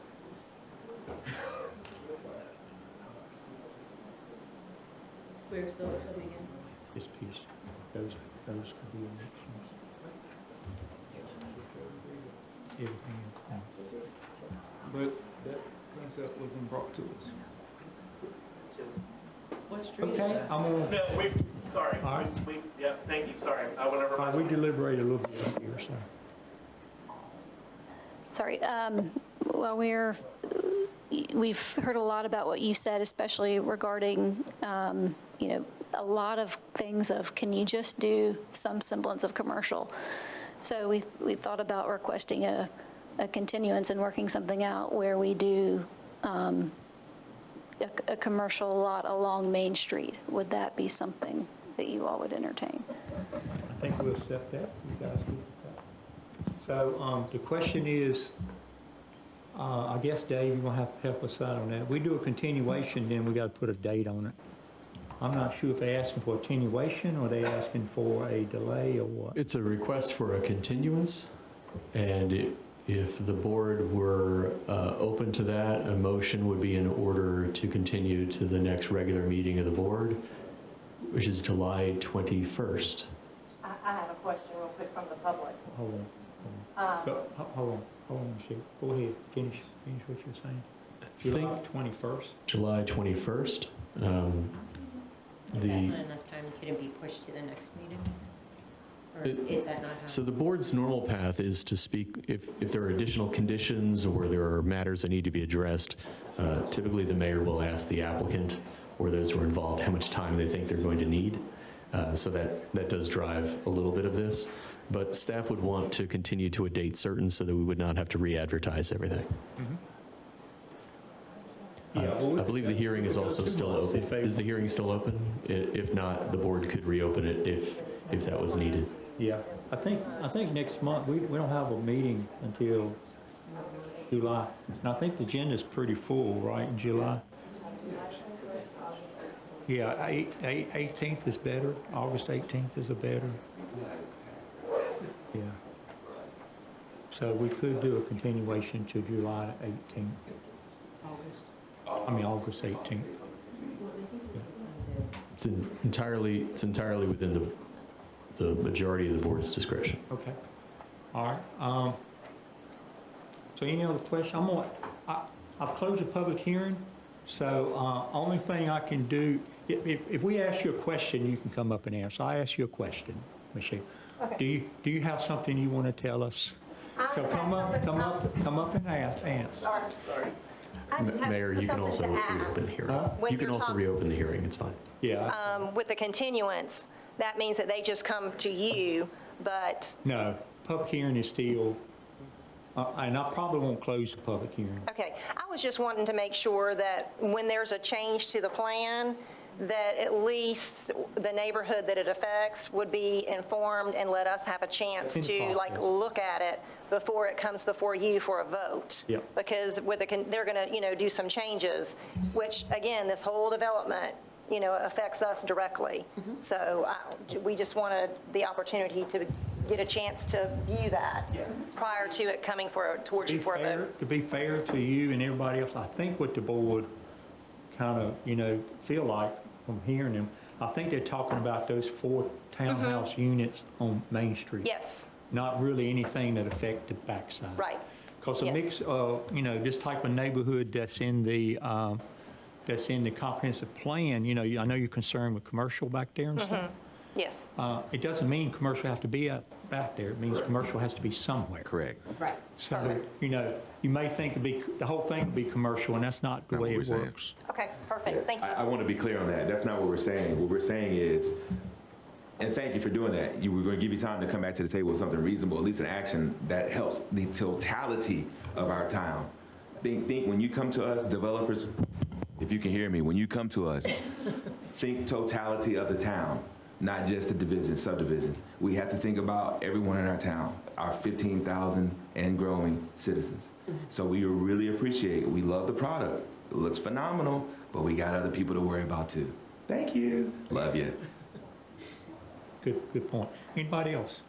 So I'm going to entertain a motion for continuation. Mr. Mayor, I have a motion to continue REZ 2504, GovWell-REZ 25-002, Opal and Maine, to a future Town Board Commissioners meeting of August the 18th of 2026.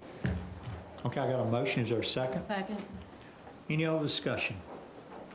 What I'd like to do in this time is make sure I understand what the commissioners are asking for them to bring back, so there's no confusion that you don't, And I think what I'm hearing is try to bring something back that's consistent, that they can vote on that's consistent, and that would mean something.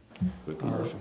Something that, you know what he's talking about, something that's more of a mixed-use type thing. I did not hear any comments from the board tonight that they really didn't like, the way it was laid out or what it was or anything like that. Oh, I like So that. unless you guys got some information you want to feed back to them. No, I mean, my the understanding is- facade was nice. I like the front door facing to Young Street.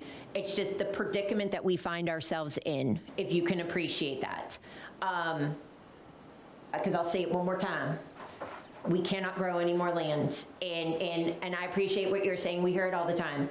But if we fulfill the amount of rooftops that large businesses are looking for, we won't have any land left.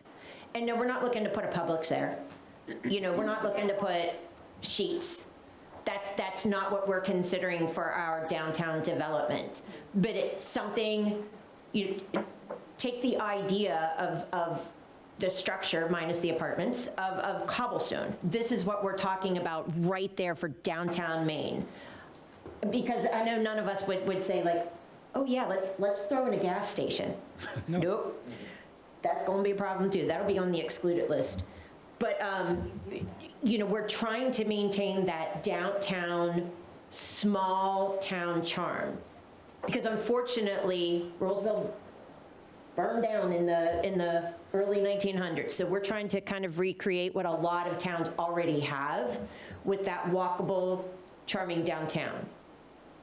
And if we keep filling it up with homes, there's nothing left to walk to, except for your neighbor.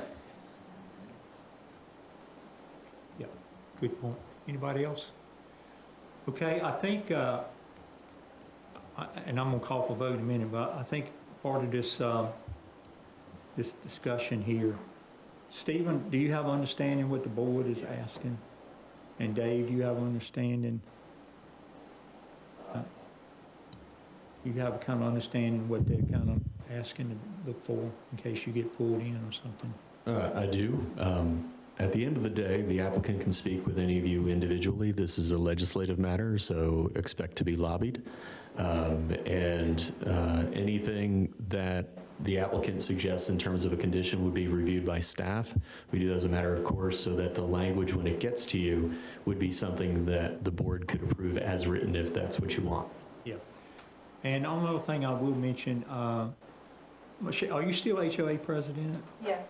Okay, can we make sure that she's kept up to date with any kind of changes between now and the next public hearing, so it won't be any, I don't like surprises, and so if you can keep the HOA president updated over there, it'd be great. So with that, I'll call for a vote. All in favor say aye. Aye. All opposed, nay. Not hearing any. Motion is carried. We've got a continuation here. So I think we're getting close to the end of the agenda. Got a couple communication items to handle. Town attorney, anything you want to communicate? Thanks everybody for coming out. Appreciate it.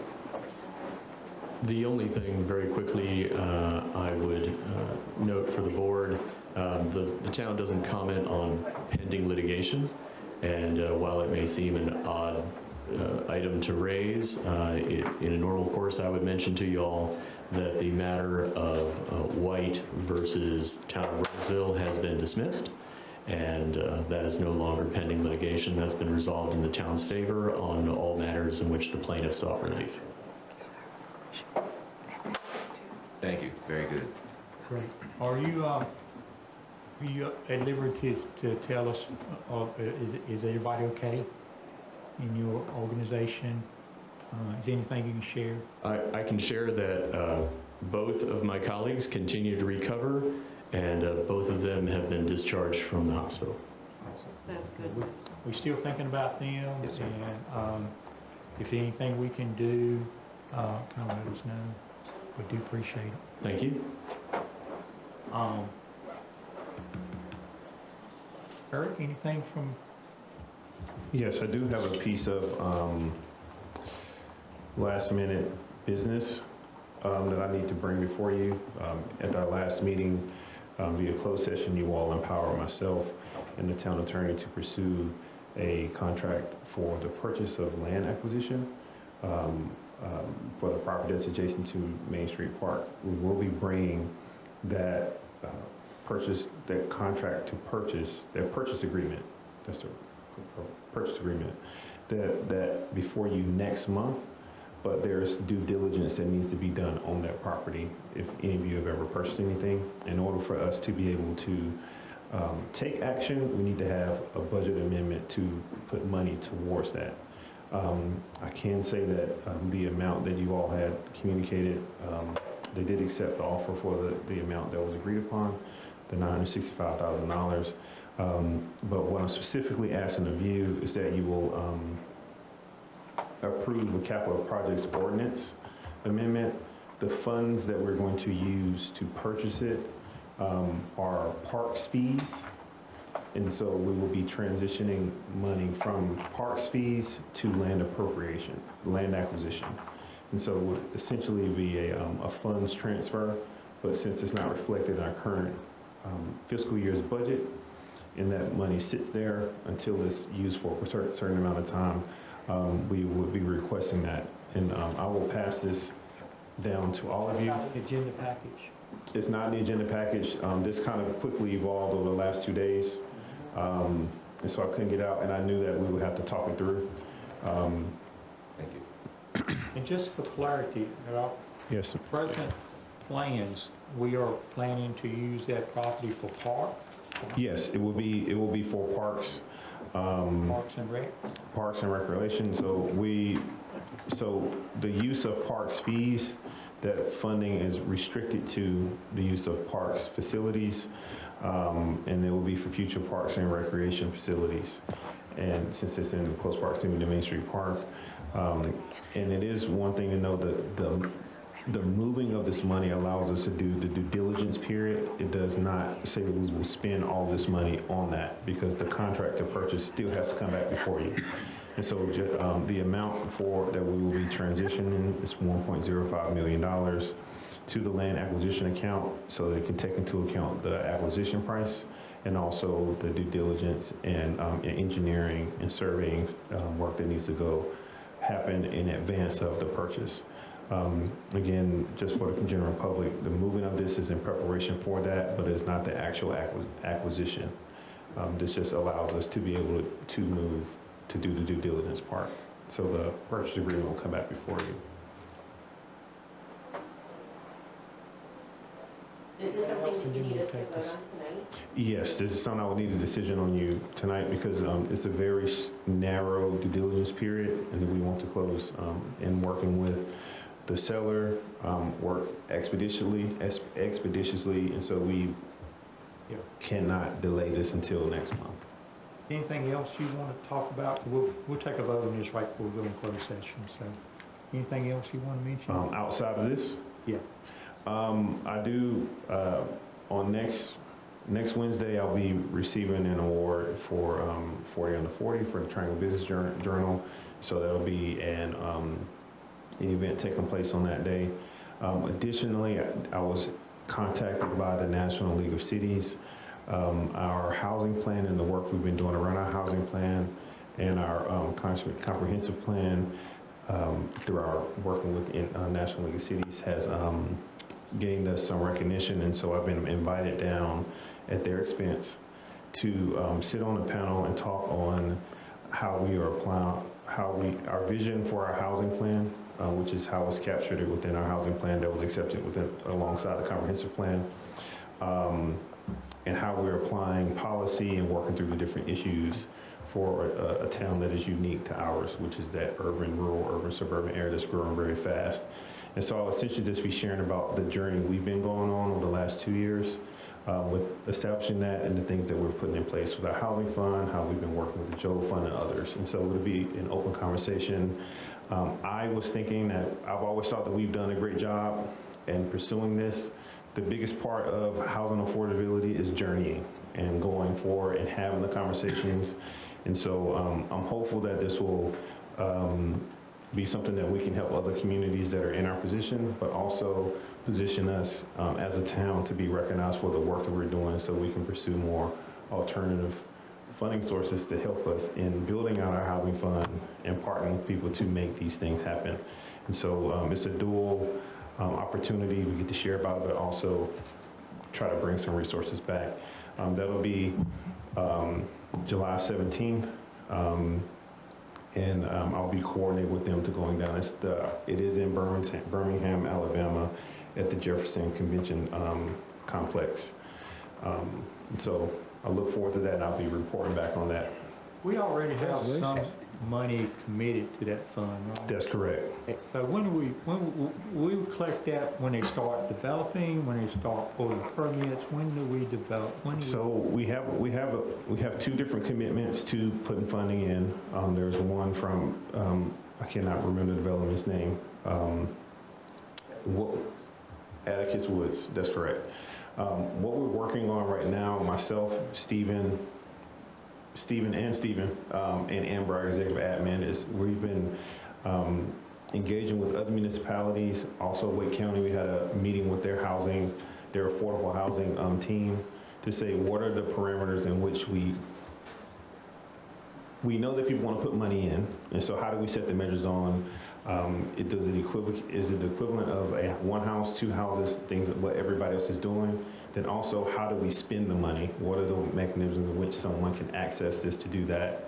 And so we'll be bringing that policy before you all for conversation, both how the money goes in and how the money goes out. And so that's our goal, is to do that. And that'll come on the heels of the affordable housing update from Habitat of the Greater Raleigh area that's taking place next month.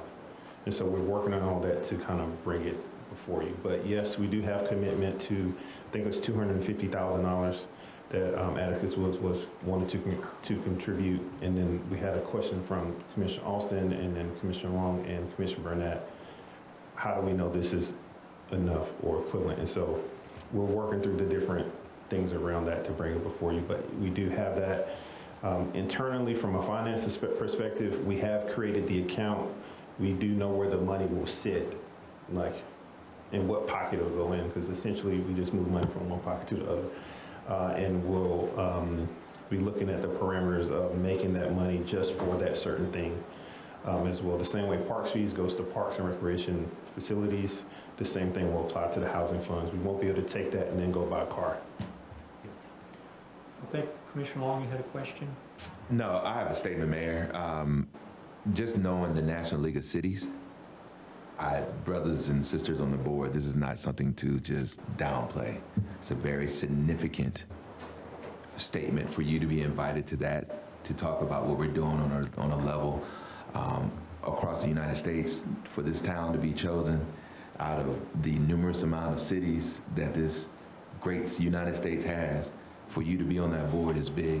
And I think that's a kudos to everyone on this board, to those who came before us, and to the staff. So please go down there and represent us well in Birmingham. But I do want to give you kudos and the staff kudos for this accomplishment. It's a true accomplishment, and that is also in co-signing your 40 under 40. I do want to make sure that we also highlight the importance of that as well. So congratulations to you and the staff. And that's my comment, Mr. Mayor. Thank you. I kind of echo that too. Congratulations. Was it 40 under 40, was that Lee County, or what was that? I didn't hear the last one. It's Triangle Business Journal. Oh, Triangle Business Journal. So it's not for North Carolina, only for the Triangle? It's for the Triangle. Anything else you got to add? Hope that's it. That's all your updates? I think, Clerk, you got a couple things? Yes, sir. I just wanted to provide, well, first off, thank you, Board. Good evening. I wanted to provide a couple of brief updates on our community initiatives. Currently underway in Rolesville, we have our 9/11 essay writing campaign. It's officially underway. This year's essay prompt is, who do you consider a hero? The contest is open to students in grades 3 through 12 and encourages them to reflect on the qualities that define heroism and who inspires them. The winning essays will be recognized during our Rolesville United 9/11 tribute event on September 12th, where award recipients will be honored. In addition, one student from each grade category will be provided to read their essays as part of the program. We're excited to hear the students' perspective and encourage families, schools, and community members to help spread the word about this opportunity.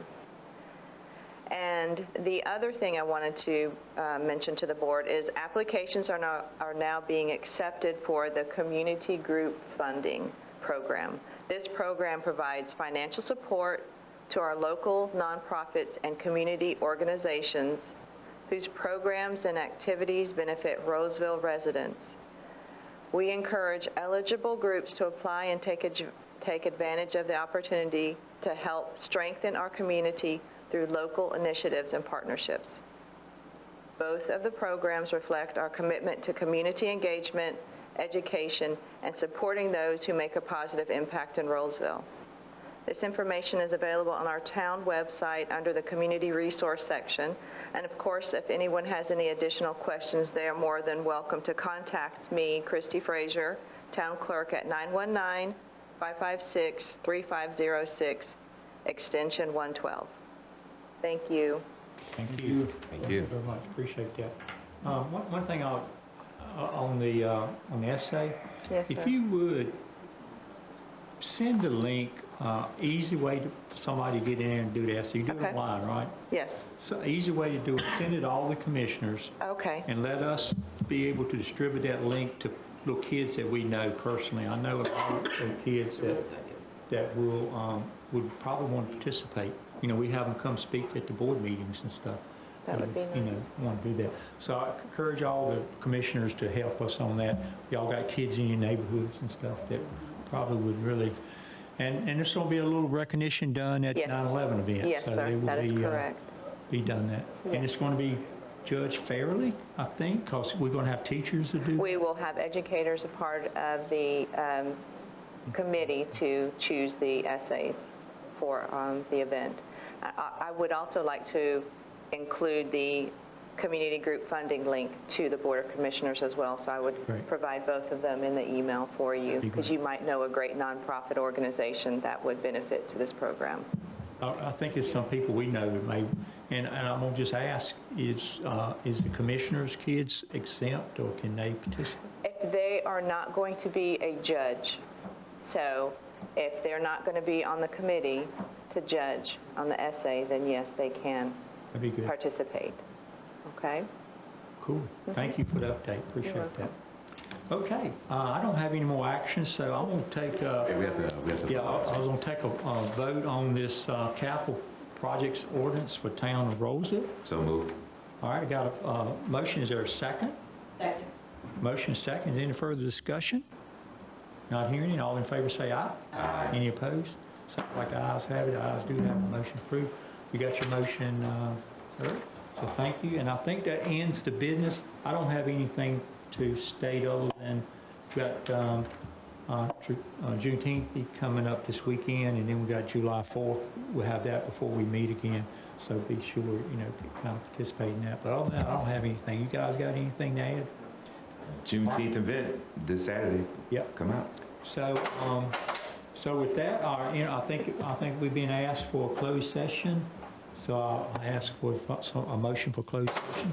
Mr. Mayor, I move that the board go into a closed session to preserve the attorney-client privilege pursuant to Chapter 143, Section 318.11A6 of the North Carolina General Statutes to discuss a personnel matter. Okay, got a motion. Is there a second? Second. Got a motion and second. Is there any further discussion? All in favor say aye. Aye. Any opposed? Okay, we are going into closed session. This is a recess.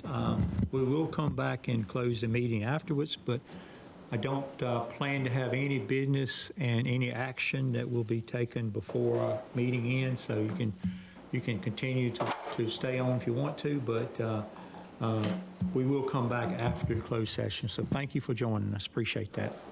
And we are in closed session.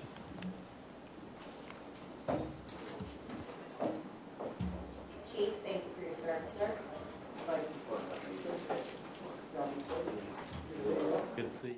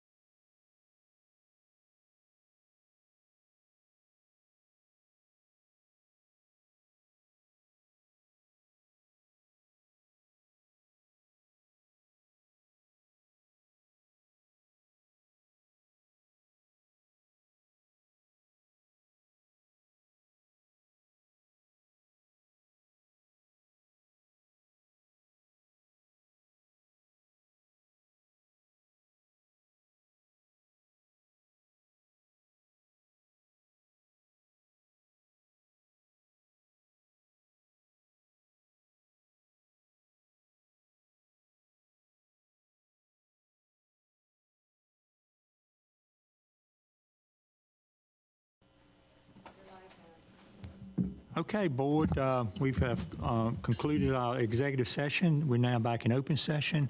There is no action from closed session, so I'm ready to adjourn. And I entertain a motion to adjourn. So moved. Is there a second? Second. Got a motion and a second. Any further discussion? Thank you, everybody, for joining tonight. Appreciate you tuning in. And we are adjourned. Thank you. We have too much fun doing this, don't we?